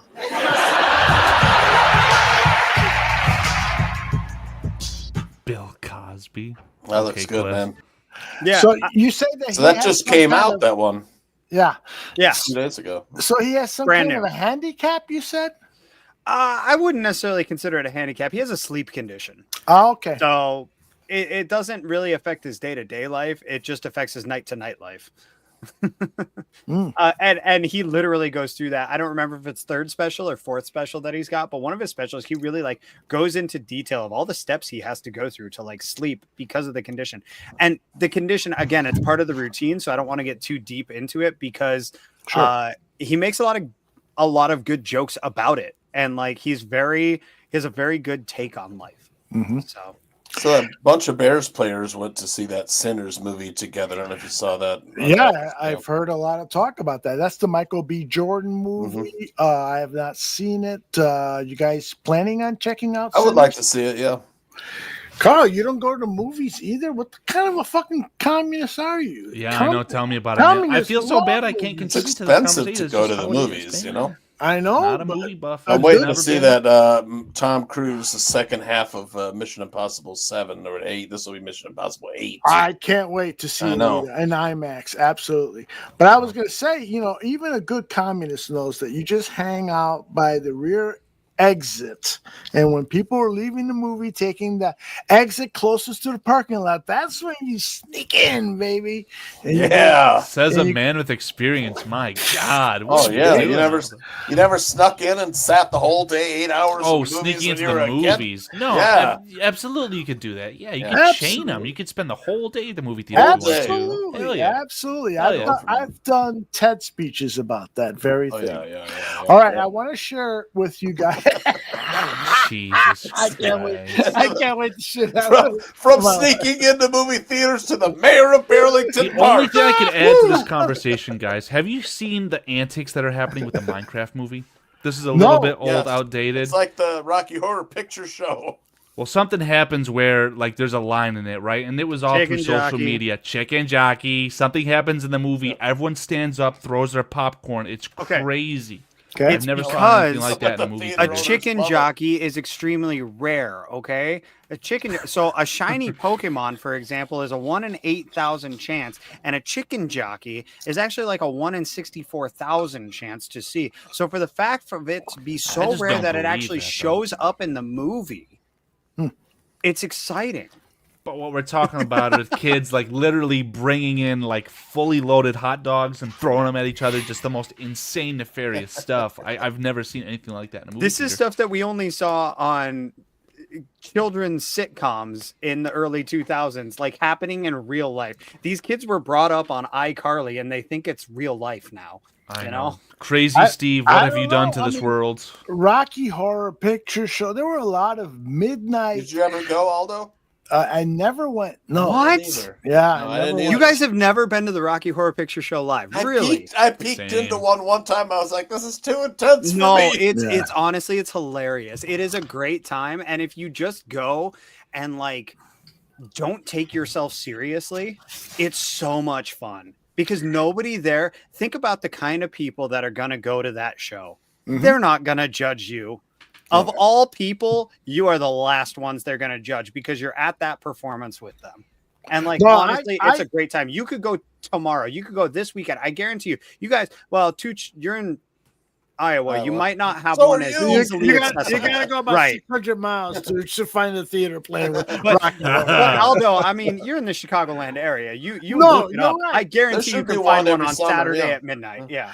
You're right. I got a long list of movies that I'm embarrassed about that I have not seen. Classic movies, popular movies that I have not seen. And Rocky Horror would probably be 101 on that list. The thing is with Rocky Horror, it's not the movie by any means. It's the experience of going to the theater and like being in that environment. Interactive. Yeah. I tried to watch the movie by itself, like at home, but it's not the same. It's terrible. Yeah, it's terrible. Unwatchable. I've done the same thing, and I'm like, "What the fuck am I watching?" No, you got to be at the theater. But then you go to an auditorium with 200 other freaks, and you're like, "This is." I mean, you guys know me well enough to know. Like, come on, of course I've been, but. It's so much. It was a once in a lifetime experience, and I'm really glad that I did it because it's such a staple in a lot of modern pop culture, or even not necessarily modern pop culture, but like pop culture of yesteryear. That like I'm glad to have experienced it so that I understand the reference and like I can be like, yeah, that is exactly what it's like. There is a movie named The Perks of Being a Wallflower, which I would recommend to just about anybody. It's a book as well, and the book is a little deeper, but not much. The movie suffices. It's in diary form, if I remember, because I remember looking through it. And so that movie, I forgot why I was going to make the point, but that movie, it really exemplifies what the fuck. It has a scene with Rocky Horror Picture Show. What the fuck it was we were watching? Yeah. Oh no, there's a scene in Perks of a Wallflower that take place. There's multiple scenes that take place at a Rocky Horror Picture screening, and that makes you appreciate the experience even more when you see the characters of that movie. All right, I wanted to talk about the Brett Favre documentary that is on Netflix. Guys, take a look at this movie clip. Everybody wish they could be an NFL quarterback. You get all the notoriety, you get paid all the money. Brett Favre was a cult-like, iconic figure. People say he was the football god. There are a lot of reasons why you might question Brett Favre's inner goodness. Allegations that he sent lewd texts and photos to a New York Jet employee. Brett Favre ultimately destroyed my life. In the life of Brett Favre, not everything is what it seems. He starts to go through life thinking, I can do whatever I want. At what level does that stop? I was at a game and someone said Brett Favre wanted my phone number. And I just kept saying no. I started getting text messages. And then I started getting voicemails when I was like, oh, I'm in serious trouble here. Maybe we shouldn't be surprised that he got caught up in a federal welfare misappropriation scandal. You take money intended for the poorest. I don't know how he sleeps at night. People don't want most of that stuff to come out. People want their heroes. When someone shows you who they are, believe them.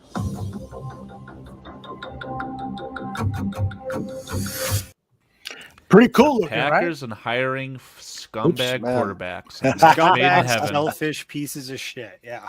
Yeah. Can't wait to see what Jordan Love scandal comes out in about 10 to 15 years. I was just about to say that. You know, the documentary, it's always difficult for me to label a movie as a documentary because most of those kinds of actuality movies take a point of view. And this movie had the point of view that Brett Favre was guilty. And I say that only because he hasn't been found guilty in a court of law. Nothing came about from it. Yeah. Yeah, but there's been a lot of political forces trying to suppress that, judicial outcome. So I don't have a lot of empathy or sympathy, whatever the proper word is, for Brett Favre. I think the guy is just an asshole. The way he's cheated on his wife multiple times, the way he was taking performance-enhancing drugs, the way that he fucked over the Green Bay Packer fans. And I'm not crying over that, but the way the way he behaved, and then went on and has taken that behavior now to New York and potentially Pittsburgh. Fuck him. I hope he gets dragged through the fucking mud. And by the way, attach Aaron Rodgers to him too, because that guy this week was fucking talking shit about the Chicago Bears again. And I hope he signs with the Steelers. And I hope that he comes to Soldier Field and that the fucking Bears make a point of kicking him in the nuts and screwing him from the rear. Have I said enough? I think it would be great if Aaron Rodgers went from playing for if Aaron Rodgers took the same path as Brett Favre, where he played for the Packers and then he played for the Jets, and now he's going to go play for another team, and the Bears are going to break his hip and end his career. But at any rate, I used to kind of like be a little bit in Brett Favre's court, just like, like he was protected, he was sheltered, like nobody ever really taught him the way to behave, like as an adult, like as a man. And like, I get that to a point. Like when you live in a bubble, how are you supposed to know? Good point. But at the same time, it's the welfare thing that really puts it over the edge for me, where it's like, because he should know better. There's no real moral gray area on that one. Well put, Zim. Very well put. Yeah, he was stalking the employees, the women, the young women. Look, like hiring someone to go after and tell them, But again, if nobody teaches you right from wrong, think about all the 80s movies that he grew up, the 90s movies that he grew up watching, where like it's okay to chase after women. You can turn the no into the yes. Like if you just persist long enough, eventually it's okay and it's romantic and it's not creepy. And it's why we kind of had to take a different stance on that, like as a society, where we had to start saying like no is okay to say and no is an okay answer to receive as well, is because we were teaching a lot of people that like we were teaching them things that while on the surface were okay, the second you took it deeper than that, they turned out to be not okay. And I don't mean to take this on a whole morality thing. It's just simply stating that when given the money and the bubble and the role models that he had to look up to, it's understandable how Brett Favre dug his own hole in the Jets situation. And I think not to defend him by any means. Yeah, Zach makes a great point here. He says he kind of likes Brett Favre, but I think you have to gauge him from his teammates' point of view. The post-football stuff, I don't know enough about. So here's the question. You got a guy that you played with. This is like the music question that's been raised many times. Michael Jackson allegedly slept with some kids, but can you still sit down and enjoy his music? There's artists after artists in the filmmaking community, music community, on and on. That you and Dan just last year had this conversation about Marilyn Manson. Yes, look at this guy. This guy is a fucking real barfly here, Mr. Steve Zimmer. But you're right. So should we be allowed to dismiss certain things about certain people? What do you think there, Mr. Karl Marx? No, I mean, I think that there's a little bit of separation of church and state, but if it's something as bad as what you guys are bringing up, I mean, take the football stuff, the teammate point of view stuff, and just throw it out, right? Sounds like the guy's a complete piece of shit, but if you were to say he was a very good quarterback, I think it's fair, and that's, you can't debate that, right? So The thing is, he played for the Green Bay Packers, all right? We already know he's a complete piece of shit. It's just a matter of, like, how that translates into the real world. It's hard to root for a Packer. He's taking money from the poor, it sounds like. I mean, that's as bad as it gets. Yeah, that's exactly right. And somebody put up, I think it was Donald, says, I really don't know much about this whole welfare situation. That's one of the reasons why watching that HBO documentary, it does do a fair job of representing it presenting the case objectively, and it sure does look like Brett Favre did something wrong here because he had really good connections with the government of the state of Mississippi, and he got funds that were allocated for poor people. He got funds then transferred over to his pet project, was to build a volleyball center at a state university there, because in part his daughter was a volleyball player on the team.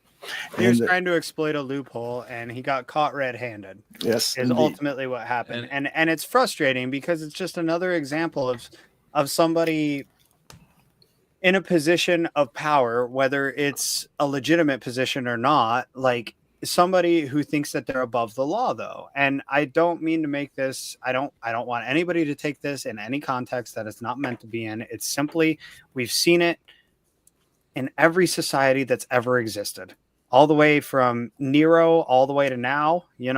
People think that they're above the law, and whether it turns out for better or worse, it's frustrating to see.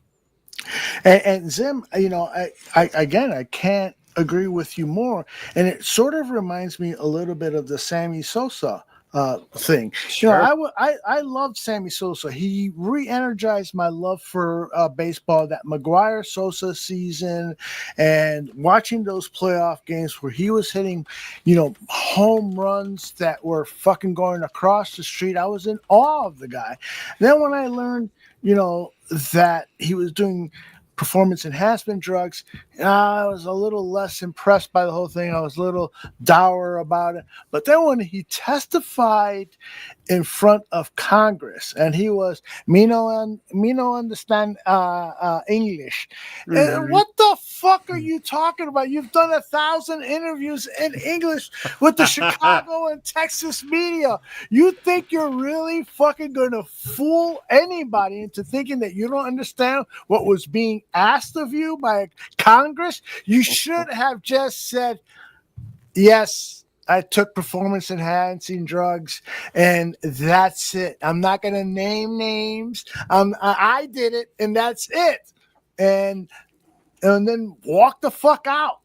I would have had a lot more respect for him than I do today. That's was the golden age of baseball, is when they're doing steroids. I mean, there's a really trending debate right now just talking about Barry Bonds. Like, yeah, he was juiced the fuck up. Who cares? He's the GOAT. Yes, that's a great debate. You can put all the steroids in your body, all right? It doesn't make you hit a ball 500 feet 700 times, all right? There's a lot of technique, a lot of skill to it outside of that, right? If the steroids are what put it over the edge and actually made it a worthwhile product to watch versus now, who cares? Yeah, it really pisses me off that they're going to let some of these guys in and some of these guys Donald. Not, just based on how much they kind of feel like they like them that year. Yeah. Yep. Yeah, and the amount of steroid use and what years they started, what years. Like Roger Clemens is a great example. That guy was headed to the Hall of Fame even before he clearly started using steroids, because the numbers were like for any other pitcher. He was declining in terms of his stats ERA, 1 loss, and so forth. And then all of a sudden, he is fucking back, and he's throwing fucking pitches that are breaking. You know, he's going to the World Series all he's of a going sudden to the again. World Series. No doubt. I mean, you really have to be ignoring reality to believe that he wasn't taking steroids. He was, and here we go. It's like, should that negate him from making it to the Hall of Fame? I don't think so, because he was already headed there. But man, that's a great moral. Just judge dilemma. those guys under that context. Okay, these guys are juicing during this time. Oh, you're still that good. You think there should be an asterisk? Fuck there should be an asterisk now. I'm not watching the shit product. I want to hear. I want to see moonballs. I used to be a huge proponent of the asterisk, and the longer that I've been a fan of the sport, the more I am against the asterisk. Tell me why. And it's simply because that was the era that they played in. It's like putting an asterisk on every player that played before they raised or they lowered the mound. It's great like, point.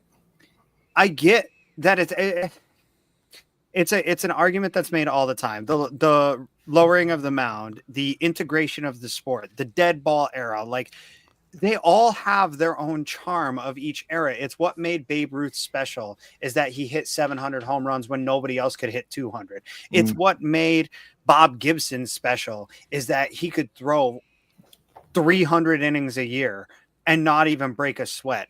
And it's what made Barry Bonds special, is that maybe everybody was juicing, but he still hit that ball out of a stadium 762 times.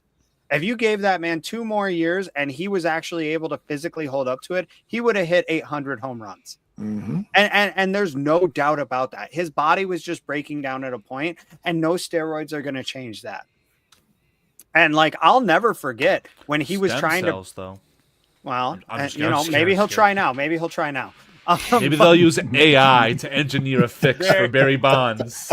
The return.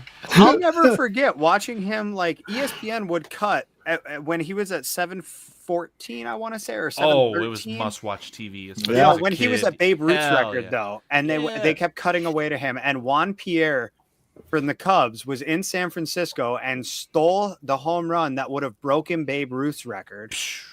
And then he played another half a season beyond that to break Hank Aaron's record.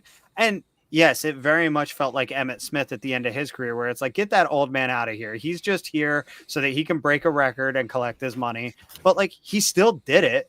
Like, how many people still give Emmitt Smith the props for being one of the greatest of all time, simply because he was able to outlast everybody else? You know, outlast and be surrounded by better players than anybody else. But the point being there, like, he's in the Hall of Fame and he had every advantage in the world. And I don't get the difference. Like, they're going to put Mark McGwire in the Hall of Fame if they haven't already. I don't remember. Oh, he hasn't. And they're going to put Roger Clemens in the Hall of Fame if they haven't already.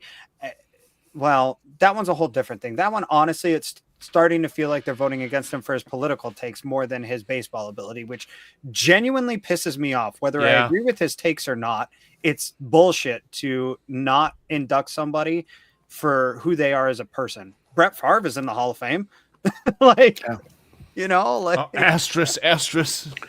Yeah, I think, given that there are so many criminals already in the Hall of Fame, and when I say that, many of those criminals, there is not any hard evidence, but there is a strong belief that these people were criminals, and they're in the Hall of Fame. Pro football, NHL, MLB, on and on. Every Hall of Fame has people of reputable reputations, disreputable reputations. So you can't go in and correct that. So you have to apply what these guys did on the playing field only. That's it. It's so frustrating. Like that. My whole life, I grew up having to ask, like, why isn't Pete Rose in the Hall of Fame? And everybody saying, well, he broke the rules, you know? And as I got older, it was, well, because he gambled. And as I got older, it was like, well, because he's in a moral gray area. And now we're finally at the point where he's probably going to get in. And it's like, am I going to have to like explain that to my kids, that it's like, hey, who hit the most home runs ever? Oh, it's Barry Bonds. Oh, surely he's in the Hall of Fame then. Well,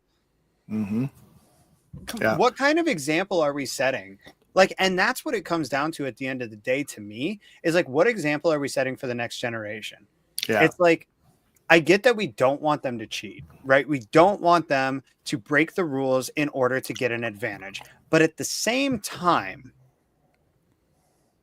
if it's era appropriate, why aren't they included?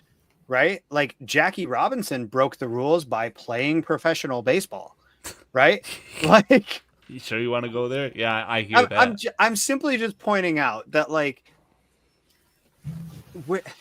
it's such a tough conversation, and it's so frustrating to have to explain that, like, oh, well, nobody from the 90s is actually in the Hall of Fame except for Mariano Rivera, Ken Griffey Jr., and Cal Ripken Jr. That's it. Because they're the only guys that we don't think took steroids. So the least amount of Hall of Famers from the best era. Right. Like, what are we doing here? Yeah, they need to clear that up. Rob Manfred, that's his biggest, because one of the things is I'm hearing these Tooch, I'm hearing these two young bloods here talking about the 90s baseball era. That's their era. Like for you and me, it was this, for me it was the late 60s, and I'm sure for both of us it was the 70s and 80s. 70s and 80s, yep. Yeah, that was like when our passion for the fucking game was top notch, and the players who played in that eras, the Bob Gibsons, the Ernie Banks, and on, those guys, we want them in the Hall of Fame, and we want them talked about frequently. And I hear what Carl and Zim are saying. The players from their era, they want those guys forgiven, and you guys haven't even talked about, at least I don't think you have, how baseball endorsed steroids. They basically just turned their back on McGuire and Sosa. Yeah, keep hitting home runs. We'll be. I don't care what the fuck he's doing in the bathroom. And here's the thing. It's not the Sosas and McGuires and Bonds that were the problem, right? It's the Brody Andersons. It's the Bobby Abreu's. It's guys like that. Yeah. Guys who were hitting 8 home runs now are hitting 30, 35. It's like, meanwhile, you're going to tell me that Dante Bichette wasn't roided the fuck out? Like, come on. Yeah, it's true. And they turned their back, and fans like me, I didn't know shit about roids. I was fucking crying that Sammy Sosa and McGuire were making baseball fun again. I was into it 100%. Like, be real. Would the Texas Rangers or Colorado Rockies have succeeded as franchises had roids not been part of that era? Exactly. And you know what? I really don't care. I don't want them to ever do it again based on what we know. But back then, a lot of people didn't know a lot about anything. Right. And they made mistakes. It's over. Forgive, acknowledge, and let's move on. Right. Should LT be out of the Hall of Fame because he did a bunch of coke during his game? Exactly. He's a terrible human being. He's not his morale does not allow him to get in, right? Like, what are we doing? Exactly. I mean, with guys like Chicks Dig the Long Ball. Well, that is a great fucking picture of you, Tooch. That was the slogan, Chicks Dig the Long Ball back then. Is that you? That is steampunk Tooch. That is awesome, In bro. what year? I want a picture of me. I'm sorry. Perhaps? Fun with Grok. No, I was right. Hold on. Just took away another person's job. God damn you, Elon. Somebody on Reddit would have photoshopped that for $18. All right? Absolutely. I'm glad I switched to quality control, Aldo. There you go. Hey, anything else you guys want to talk about? Hey, well, there is one thing that I have here. I loaded it on. I wanted to share with you guys. Yeah. I saw this on Awful announcing their clips on their YouTube channel. Did I load it on here? I thought I fucking did. I think I did. Here it is. Check this out. No, this is something that happened at a baseball game. One of the grounds crew guys got hurt. Watch what he does. A part of the grounds crew, he's hurt. one of the EMTs is coming out. Yeah, it doesn't look like he's too comfortable, so hope it's just a leg and something not too serious. That's what it looks like, his left leg. So we're going to have a little bit of a delay here. That you do not see that very often, but can't do that. So the guy got pissed off that the cameras were capturing him in pain, and you heard him say, God damn it. And then he flips the bird at the camera. I thought that was pure I feel like artistry. that's something I would do, yeah. Get that shit out of my face. I was watching the reaction. I wanted to see the reaction. I'm able to see all your reactions. And Carl, when the fat guy EMT worker walks out, Carl goes like this. I thought he was the one in pain or something. I thought he was going to die. I thought the announcer. I thought you were capturing a heart attack, and you're like, oh, this guy's a waste of my time dying. You fat bitch. I did cut out. Look how fucking cool that looks. It's definitely Grok. Jeez. His eyes are the most soulless thing I've ever seen. But Steampunk Tooch. What'd you just say, Zim? I said his eyes are the most soulless thing I've ever seen, and the most what kind of unnatural shape and position is that eye? That is true. It is a little funky. We're still in the developmental stages of it. Well, again, if you look at it like this, it's a great picture. I think it's a great first start. All right, guys. Anything else you want to chat about before we pull the plug? I could BS with you guys all night. So. You guys have any medical questions? Tooch and I can feel those really well. I just finished watching The Pit a few weeks ago, so I feel like I'm all the way up on my my medical stuff for a little while. Let's just encourage people, if you like hospital dramas, if you like the adrenaline of seeing professionals at work during trauma situations, The Pit is one of the best shows I've ever seen, along with ER and St. Elsewhere. St. Elsewhere, a few other shows like that over the years. The Pit is really did good. a great job of not just making me want to binge, but keeping me interested enough and invested enough to come back after a binge session, which a lot of shows don't do very well anymore. I hear you. And it's something I talked about, like I've said this 100 times already tonight, but it's something I talked about on the show in the past, is the way that a lot of modern media is developed is made to want you to binge it all in one sitting and then not come back to it ever again. And The Pit does not do that. It is built like a classic TV style drama where if you only got one episode a week, you would have your shit turned on at 7:00 every week. Yeah. I like Noah Wiley, but part of me in the back of my mind feels like he's related to Chris Collinsworth. Oh, I never thought about that, but I see that. I see that, yeah. Hey, Carl, I got a question for you. Yeah, what's that? You say you don't watch much TV, so I'm assuming that you don't go to the movies much either, That's right? correct. That's okay. Correct. So, Is he married? No. He's into porn. But besides that, I was going to ask you that question, the same one that Zim just asked you. What do you do? Because storytelling is an important part of the mythology of human existence. We need to share stories with one another. The power of myth. Joseph Campbell. I love Joseph Campbell, one of my heroes. Fantastic. Yep. Tell the stories about heroes so that we can learn to go through our stages in life. And so you get that when Luke Skywalker is battling and moving forward in his journey and so many other characters. Where do you get that from? Is that inherent to you, or are you just devoid of feeling and ambition? Sure, maybe I'm devoid. I don't know, man. I don't know. Something about movies, I've just never been big on it. Really? I will binge. What about reading books? I want to get more into reading. I didn't this know is you something. could read. I can barely read. Yeah, I don't even know of a 3rd grade, 4th grade level. I know. I'm going to throw Dan Shortino under the bus here. He said, "Who the fuck reads anymore?" And I blew my socks off. I was like, "What are you talking about?"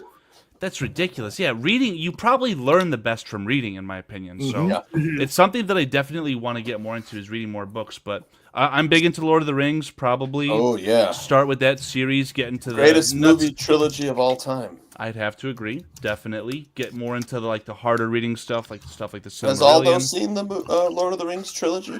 I have not. I saw the first movie, but I have not seen 2 and 3, and I'm really anxious. You saw the worst one. I know. That's what people keep telling me. What did Aldo just say? He said he saw the first, right? Not the next 2. Oh, the Fellowship? Or are you talking about the Hobbit? Fellowship was great. No, all 3 movies were fantastic, in my opinion. The second is my favorite. The Hobbit was not the best as far as a movie adaptation. But no, but objectively, as far as the original trilogy goes, like Fellowship is probably the worst, mostly just because it's slow moving. But it's scary. I don't know. I can't explain this well. Like, there's a little bit of fear I have with watching it. I like that one a lot. Yeah. The third one's probably my least favorite, but they're all fantastic, man. Yep, that's totally fair. I'm a big fan of Peter Jackson. Before he made those movies, he made some really good films, and so King Kong reboot was brilliant. He and the guy from Mexico who's done Hellboy, Guillermo del Toro. Guillermo del Toro. Those guys are cut out of the same cloth. Yeah, international filmmakers who love American cinema and base their filmmaking on that American cinema style, but bring their own life experiences to their filmmaking.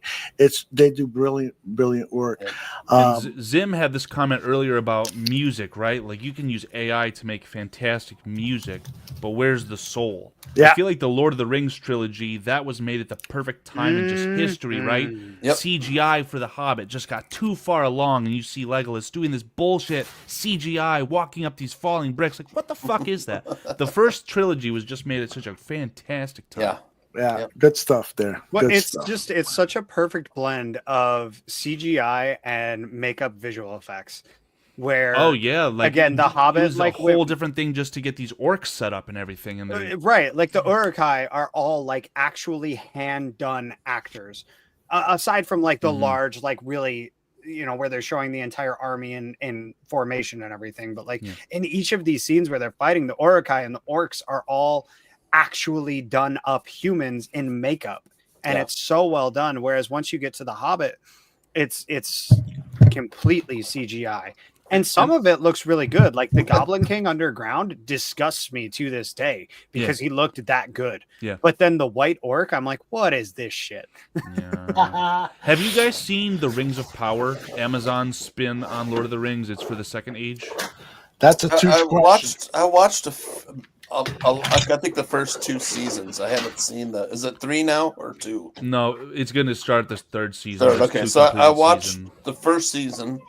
And then most of the second season. I haven't finished season 2, but it's kind of. I was also watching The Wheel of Time, and I happened to read all of the Wheel of Time books, all 15 of them, over 100,000 words. It took me years to finish the series. I love the books, but the show isn't that great. Cliff Victoria's taking the words out of my mouth. He says, "Does Rings of Power suck, or doesn't it suck?" That's the general consensus, and I don't know if it's a hot take. I love the Rings of Power. Yeah, I think it's pretty good. Yep. Yeah. I've watched the first episode. I haven't really taken the time to try to invest myself into it. I don't have time these days to watch it, and when I did have time, I had other things that I felt like were a higher priority, so I never really worried about it. Yeah. There is one choice that they made as far as a certain wizard that was portrayed in the first season as the stranger, and who that stranger becomes is not my favorite way to handle that situation, but overall, I love it. So, it is what it is. It is what it is. Yeah. Yeah, the books of Wheel of Time were fantastic. Wheel of Time. Yeah, Robert Jordan, sorry. And then he died, and Brandon Sanderson had to finish the series. And it has one of the greatest endings, like the switcheroo at the end of the twist at the end of the series is one of the greatest of fantasy literature. Well, if you are a reader and interested in some books that are currently being adapted into a TV series, I would recommend the Inheritance trilogy. The Inheritance series. It was originally supposed to be a trilogy. It's spread into 4 books, and most recently, the author has done a spin-off about one of the characters in the original book. Oh wait, Paolini did that. The Aragon. Aragon. That is what is. I was just about to ask about that Yes. because I needed to clear space in my apartment. Had so many collections of books. Got that all dumped off the library, but I saw those Aragon books and I looked into that, and I saw they're making a movie or a show out of it. They are making a TV show on Disney Plus because Fox owned the movie rights and did an absolutely horrible job with it, to the point that the writer who Christopher Paolini, who was involved in the production process, said, "I don't want you to continue to make these movies. Do whatever you can to finish this up and get it done and over with. I do not want to be a part of this anymore." Is there any of that that's like public, or is that just stuff that like was behind the scenes? People said that and had that criticism. It's moderately public. If you follow him on Twitter, you can read some of the breadcrumbs if you go back far enough. But I meant like, how far along were they in the movie? Is there any of that footage real? Like, can we see that for ourselves? From As far the Fox side of things. No, I mean the movie was made. The movie, the movie was created. It's out. It is nothing like the book, though. What's and the movie that called? is part of the frustration. Aragon. Yeah. The movie was, 2006. You're absolutely right. Wow. I thought the movie was great. Really liked it. If you read the book, you will won't realize like the why movie. the movie was so bad. They skip a lot of 2006, important plot points. They really breeze over a lot of things, and they leave no potential conclusion to the story. Now, I will say that it is considered a young adult book. It is considered, like middle school, high school level reading. That's not to say it's not a good story. I really think that the story holds up. I find it personally, it's a modern day rendition of The Lord of the Rings, which is why I enjoy it so much, because it is a good adventure story with a lot of fighting and a lot of gore and a lot of fun without the distraction of a love interest. There is definitely a plot point which involves a lot of will they, won't they, but they decide to end it at a point where it doesn't matter if they will or they won't, So, again, I recommend the books all the time because it's probably the only book series I've read in the last 10 years.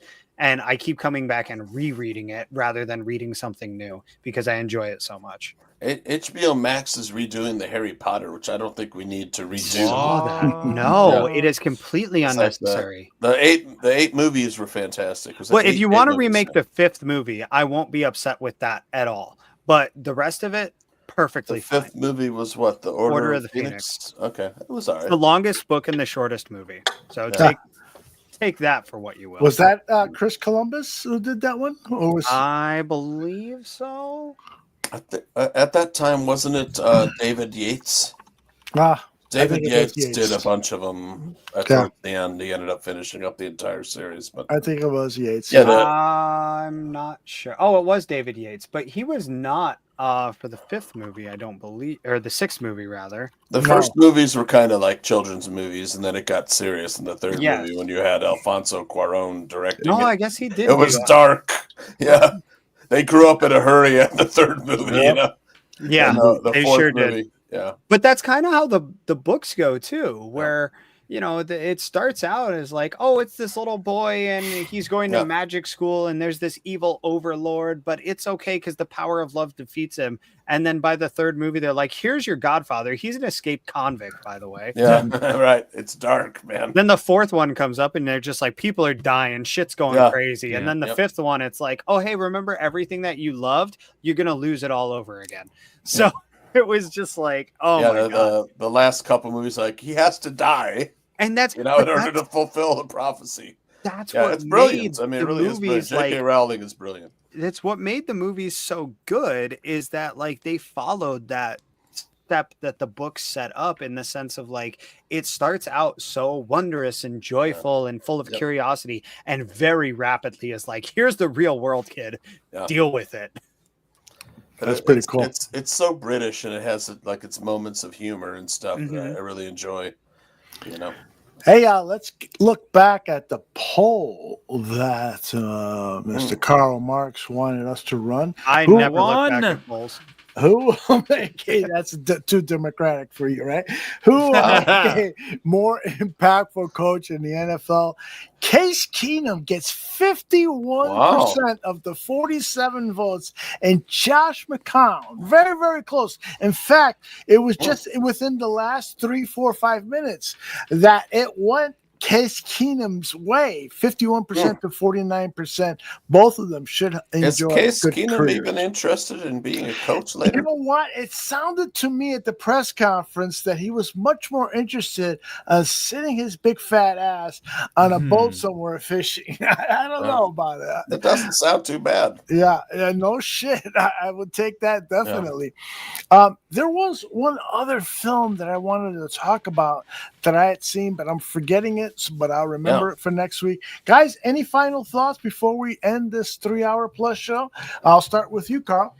I cannot believe that it is 12:30. Hanging out with you guys has been fantastic. Chat as well, fantastic. Thank you guys. It's been fantastic. So it's always fun to talk football with you and to exchange laughs.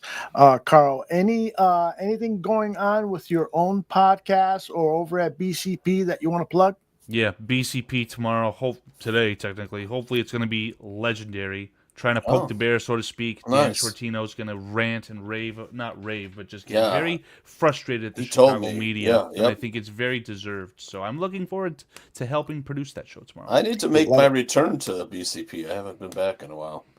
Yeah, they told me. I might be banned because I interrupt too much. Ask Shorty. You'll have to work that one out with Danny. Zim, what do you got going on? I know Southborough's Hitman is not available this season because of technical difficulties within the White Sox organization. There's a lot of good reasons for that too, though. Still got fantasy football goon and how to draft 5 tight ends in one draft coming up. Hey, man. By Zim. Colston Loveland, Brock Bowers, George Kittle, Travis Kelce. They're all great first-round options. You can win a fantasy title with those guys, no doubt. No doubt. Well, I didn't, so maybe somebody can. Draft all the rookie wide receivers, man. It worked out for me last year. So did it? Oh, see, it changes every year. Every year, I once finished a fantasy football season, and the following season, some guy was bragging about Neil Rackers. He drafted him in the third round because he had a 151-point fantasy football season one year. And the next year, he was bragging, "Oh, I got Rackers in the third." And I started calling him a dummy. And of course, I was right because kickers, 1 year they'll score 100+, and the next year they score in the 80s and stuff.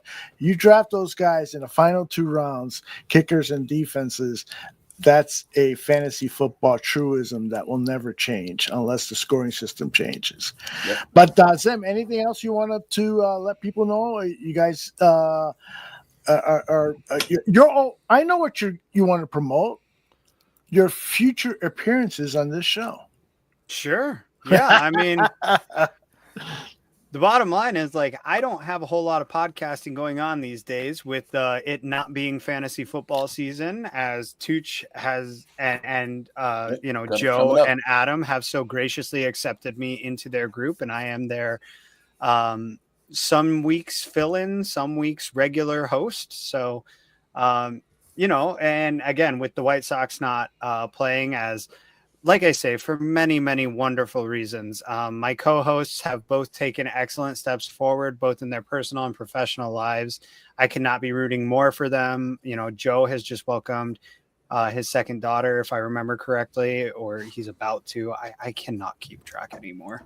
I've started a new job myself, and Vinny has not only taken up full-time on the Blackhawks beat, but now is part-time on the Bears beat. I think he's all but abandoned the White Sox beat with good reason. But honestly, it wouldn't surprise me if he's still writing for them too. And in addition, he's preparing to marry his wonderful fiance this winter. Maybe I will see you guys there. I really wish I could commit, but I'm going to be there. I hope you're there. Look, I'm not like Vinny. I can't make that kind of commitment right now. Okay. I will say this. If you are there, I know that Tooch will be there, but Carl will definitely not be there. That is correct. No, I'm trying to work out a way to be there for him. But at any rate, without getting too mushy about it all, they're both, like I say, enjoying wonderful personal and professional careers right now. I could not be rooting more for them. It's the best reason to have to take a season off from podcasting.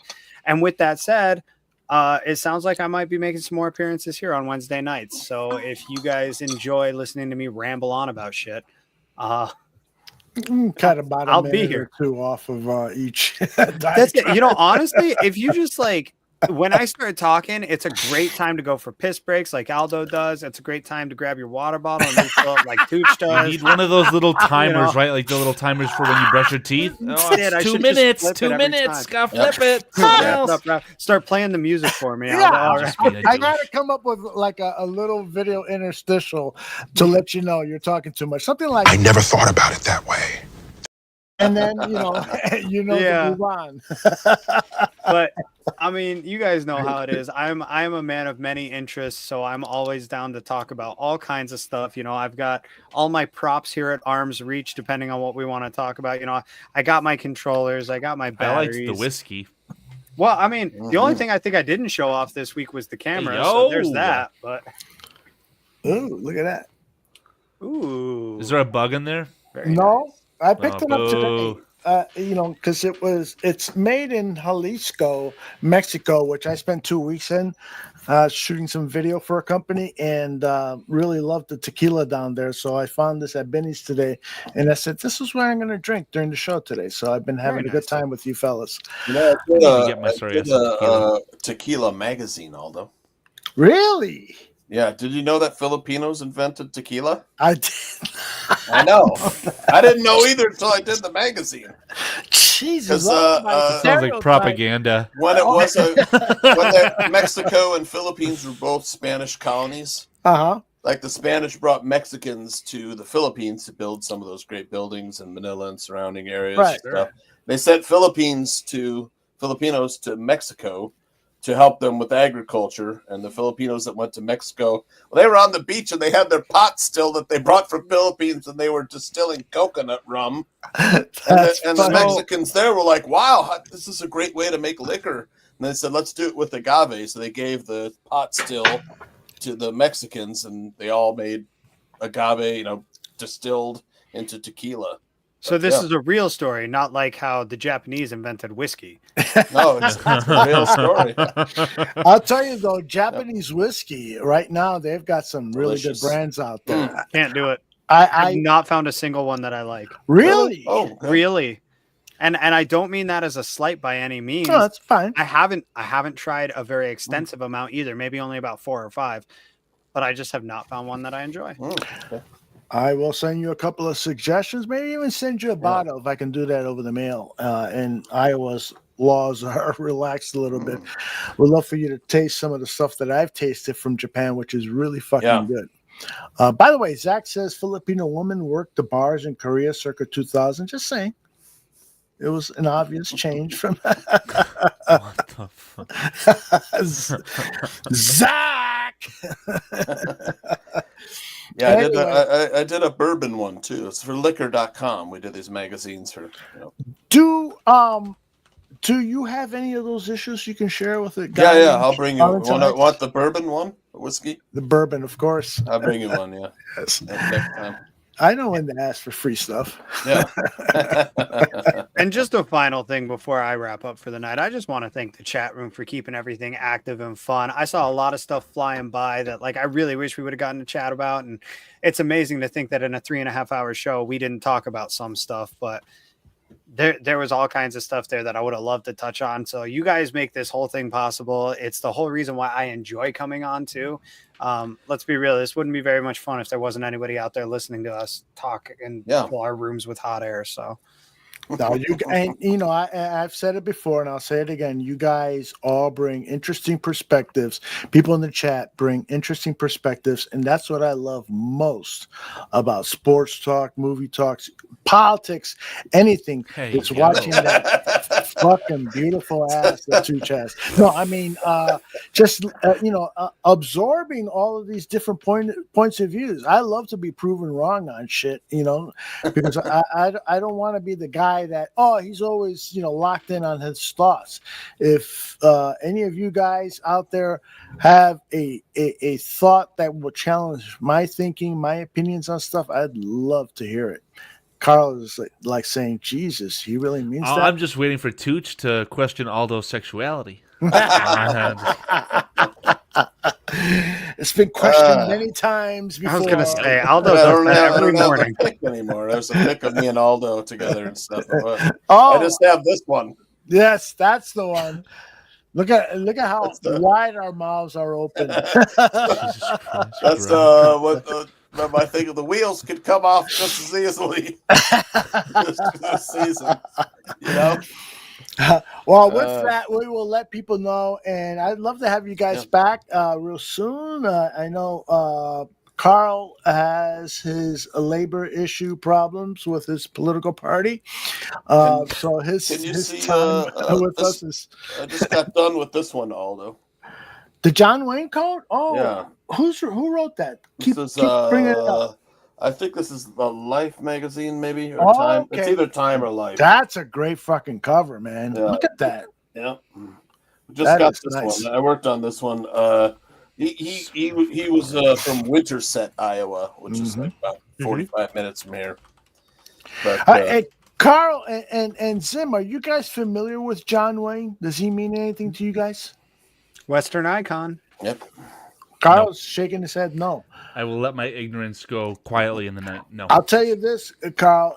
In movie stars from the 1900s, this guy was your guy. This guy was as American can be. He's the Johnny Cash of movie stars. Although, did you ever see The Quiet Man? Oh, yes. Where he's in Ireland. Maureen O'Hara. Yeah. Yes. Great movie. Great movie, and she looks fucking fantastic with her. I don't know why I've always put Johnny Cash and John Wayne in the same category in my brain. Western guys, dark hair, deep voices, and just all about being an American. Love Johnny guy, Cash. See, but I wouldn't put Cash in there. Johnny Cash was a rebellious country and Western singer. That's where they differ, right? Yes, he sang that song about being in Folsom County, and he just shot a man and so forth. John Wayne was so pure fucking American. He would never accept a movie role where he was the bad guy or shot somebody or didn't do anything that was Christian, so to speak. He just wouldn't do it. And the guy was a great fucking movie star. Whether you like his politics or not, he was fucking great. Johnny Cash's cover of Personal Jesus by Depeche Mode. Oh, yes. Fantastic cover. Yes. You're the cover master. Yep. Yes. All right, guys. We'll let everybody get to sleep so they can go to work tomorrow. Yeah. I have to actually wake up at 9:00 in the morning, Tooch. Because the fucking contractors are coming in to do work. Oh, they're gonna make lots of noise. Zach says, "Give me a call, Aldo, if you ever want to talk biblical scripture or mathematics, which is my focus of study right now." Wow. Well, I would love to interview you about mathematics because I know nothing about it, and I'd love to learn something. Wow. And biblical scripture, I'll leave that up to Tooch because he's the guy that Zach carries needs the Bible. to see the movie Pi by Darren Aronofsky, which combines mathematics and scripture. Very good, Tooch. Oh. Very good. But Tooch is your guy. Don't forget it. Jesus. Zim just covering his face. Zim just wants to throw up right now. He's not going to be able to sleep tonight. Need some more of that whiskey. Hey, Carl, you want to let people know where they can find you on social media? Yeah, I mean, my Twitter has just been a cesspool of terrible everything. I don't want to promote that whatsoever. I just followed you, man. That's Twitter. Yeah, I mean, Tooch, it's a good thing if you want to follow me and interact with me in the actual DMs, but just the way that people act on that website nowadays, it's awful. I hate promoting it, using it. It's just Twitter is the quickest way to exchange information, get information, especially from the guy who breaks it in the NFL circles, right? So that's the only reason I still use it. But YouTube, not really doing too much of my own personal podcasting right now. I think next week I'm doing something with Adam Mason, but tried and true BCP. Okay. On that show every Thursday. That's where you can find me.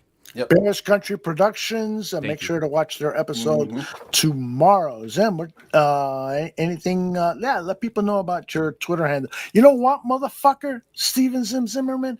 I have the hardest time finding you on Twitter. You know, most Raging people, Bears fan. Oh, yeah. I had today, I was like typing in Raging Sox fan, right? Because he used to have that. I still do. Oh. You're driving me crazy, man. I have separate accounts for separate topics. Why can't you just give me Zim Zimmerman? Dude, I'm just glad. I'm just glad that you're not tagging my Pokemon account. All right. Trust me, I'm not following that one.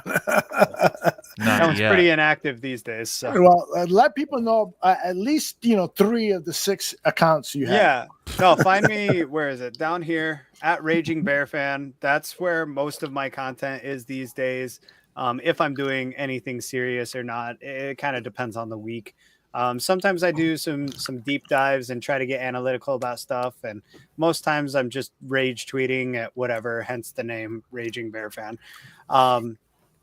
Most active during the season for sure, but hey, I like to think that occasionally I put out halfway decent things. I don't know if I gain some actual new followers, maybe I'll start putting stuff out more regularly too. It just feels a little dead, a little bit like an echo chamber. So I don't really use it a crazy amount. But if you're interested in White Sox content, you can also find me at Raging Sox Fan.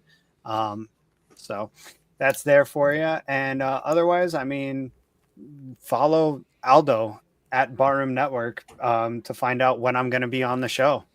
If you really are interested in me, I don't know why I would. Let me urge people to follow at Raging Bears Fan, Bear Fan, singular, at Raging Bear Fan on Twitter. I'm going to start following him too. And let's just give him shit. Because let's face it, the first half of the show, he had some shitty fucking takes on shit. And then the second half of the show, he started to redeem himself. And that's why I love the guy, because 50% of the time he's right and 50% of the time he's wrong. And that's below my average of 90-10. Tooch, what do you got going on, brother? Exactly. Tooch, let people know where they can get a hold of you and get some free betting advice. Yeah, John Santucci VIP. And mostly I'm just looking for when people post their good angles and data for wagering. Tonight I had the team total of the Oklahoma City Thunder over 114.5, and they went over that by 10. So it was my largest bet tonight. I was checking the score while I was watching the show, but I had some money. I had some, money riding on that one. But betting prop bets for the NBA. The NBA is going to be over pretty soon, so I'm trying to hit the NBA props, finding the right matchups and combinations to make some coin. I figured if I made $30 a day, that was like $900 a month. No shit, that's fucking nice. So if I average $30 a day, but you got to report that to the IRS. Sure. No, you really don't have to.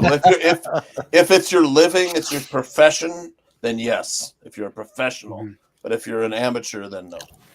Are you going to be doing your baseball bets again this season? Your first inning over unders or what? First no runs, first inning. We'll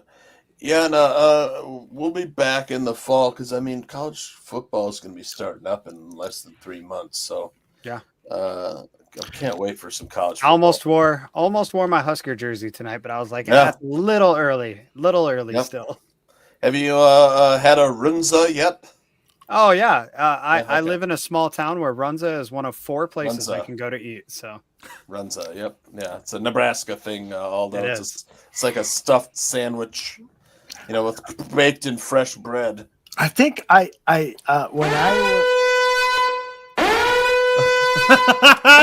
tripping, it's time for us to go. I think that when I was in Nebraska, I either saw stop at Runza. I don't know if I stopped there. It sounds. I am vaguely gonna familiar. stop on my way through Nebraska this summer and have a Runza. Nice. We You're have not gonna- one in Iowa. You're not gonna watch a football game in Nebraska? Won't think I will. I'll be rolling through there in July, so there wouldn't be any games. But I would love, I got a bucket list of football stadiums at the college level that I would love to attend, like Michigan, Lincoln, Nebraska. Lincoln, Nebraska It's is a one. great stadium. Yeah, there's just like a dozen stadiums that I would love to experience a football game. It really reminds me of what I would imagine Soldier Field looked like before the renovation. Oh yeah, like it's sounds just awesome. It's such an interesting stadium compared to what I'm used to being. I grew up in Denver, and all the stadiums out there are state of the art, more or less. They're all built after the year 2000, so they're nothing like Memorial Stadium, nothing like it. I got to tell you, I actually was at a football game at Soldier Field before the renovation. In fact, before the very first renovation. So there was like 20, 30 yards from the end zone, the back of the end zone to the stands, because there was all this extra space. And then I think it was the north end zone. They had stands up there, but there still was more field, because the original Soldier Field had over 100,000 seats. And so the ticket that I got, me and my friend, it was a December, and we were up in the fucking nosebleed of all nosebleeds with the fucking wind coming off of the lake. And we were wondering, why the fuck are we here? I can't feel my feet. I went to the washroom for the entire third quarter just to warm up so that I can enjoy the fourth quarter. I don't remember the fucking name, the game, who we played, nothing. All I remember was freezing my ass off. That's why I want that dome stadium in Arlington Heights. Yes. Pronto. Amen. Fuck Best thing that. you said all day. I've been to one game at Soldier Field. It was 17 degrees. All right. A 17?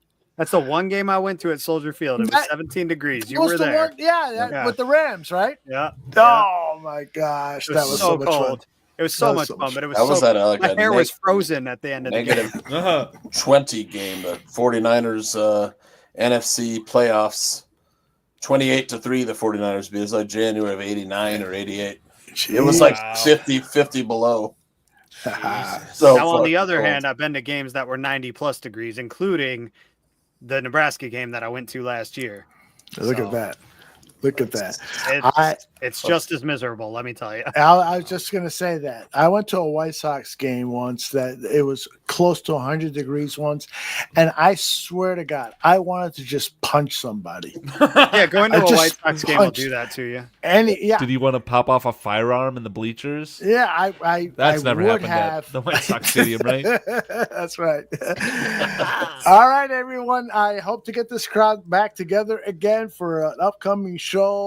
The four of us, we had so much fun. I hope you had fun listening to us and interacting with your questions in the chat. Just know that in order to, I'll let her say it. Okay, guys and girls, if you like what you see, give us a like, press the bell, and subscribe. Thank you, sweetie pies. Carl, would you tear that up? Would you just Was that Heidi Zimmerman? No. She's Asian. Heidi's Mexican. Oh, that was just a bad joke. The CCP wouldn't allow me to do anything like that anyway, so. All right. Please do all that stuff that the young lady asked you to do, and join us again here next Wednesday night. Tooch and I will be here. Maybe Zim, maybe Carl. Maybe, Jeff Agrest. Shorty wants to come back. He's dying to come back. Sure. By the way, somebody posted this. I'd love to have Shorty back. But somebody posted this. He's waiting for you to message him. I will. Zilla, anybody know what happened to Swifty's channel? The channel's terminated. I don't know the validity of that. Crashed out real bad. For what? I don't crashed know. Out? I got a screenshot right here. I thought that's what happened. I could be. If you go to Swifty's Twitter, click on a link to one of his YouTube videos, this is what you get. Oh my God! It says that it's been He listed terminated. everything. Wow. For what? I don't know. I know that Copyright recently he's been infringement? trying to integrate more clips in. So my suspicion is that he just fucked up and someone claimed something bad. Oh no! I mean, we I DM'd him on Twitter and didn't say anything. I bet he's not a happy guy. I hope that's not the case. I hope that I mean that's his baby. You know, his passion towards his Swift Sports Network and the amount of work that he's poured into that. I mean, I had problems. We used to be known as Bears Barroom, as Tooch can attest to, and Zim as well. I got 2 letters from the NFL via Federal Express courier saying cease and desist using an NFL team name, and I went through it with them. There it is, right there. The Bears Barroom stickers that we were sending out the first couple of years when we were hugely popular, and it was like a punch to the nuts, man. We had so much momentum as a channel, as Bears Barroom, and then I fought a little bit with the NFL lawyers, but I eventually capitulated and changed everything to Barroom Network. And you're not the only one. You know, it's eventually what led to CHGO being founded in a weird roundabout way. So yeah, it's an interesting story there. Yeah, what were they called? Could have been us, man. Could have been us. They were called the Bears Brothers. The Bears Bros. Yeah, and then I still have a shirt from them that says the Bears Brothers. Oh, really? Wow. Yeah, I do. I used to be on their show. How was the Bears blog still using the name? Yeah, that's what I asked. But the that's fucking just a lawyer Twitter that called account. me. No, they got a whole He's website. got a whole website and everything. Yeah. And logo. Is that generating a lot of revenue, though? Well, the guy's been doing it for 15, 20 years. So, and it's his career? No, he's a stagehand in New York City who supposedly has a lot of New York theater. Right. Sounds like maybe he was able to engineer a below-the-belt handshake with someone who mattered too. So I don't know. I don't want to speak on that. Yeah, I don't know either. But yeah, and that's exactly what I told the lawyer from the NFL. Wait a minute. What about the Bears Wire? What about the Bears blog? Well, I'm not here to talk to you about those other entities. The NFL will handle that when they want to handle that. I'm here to talk to you about Bears Barroom. And I'm like, fuck you, man. I went back and forth with this person twice, and it was not pleasant, man. Because you pour all these resources and time and stuff to building the Bears Barroom brand, and they just want to cut it down. And I could have fought and probably won, but at the same time, it wasn't worth the stress. And I'm guessing that's what happened is the people who could afford to fought and won, and the people who couldn't changed their name. Mm-hmm. Yeah, exactly. Or didn't want to. I shouldn't say necessarily couldn't, but they decided it was easier to take the opposite route.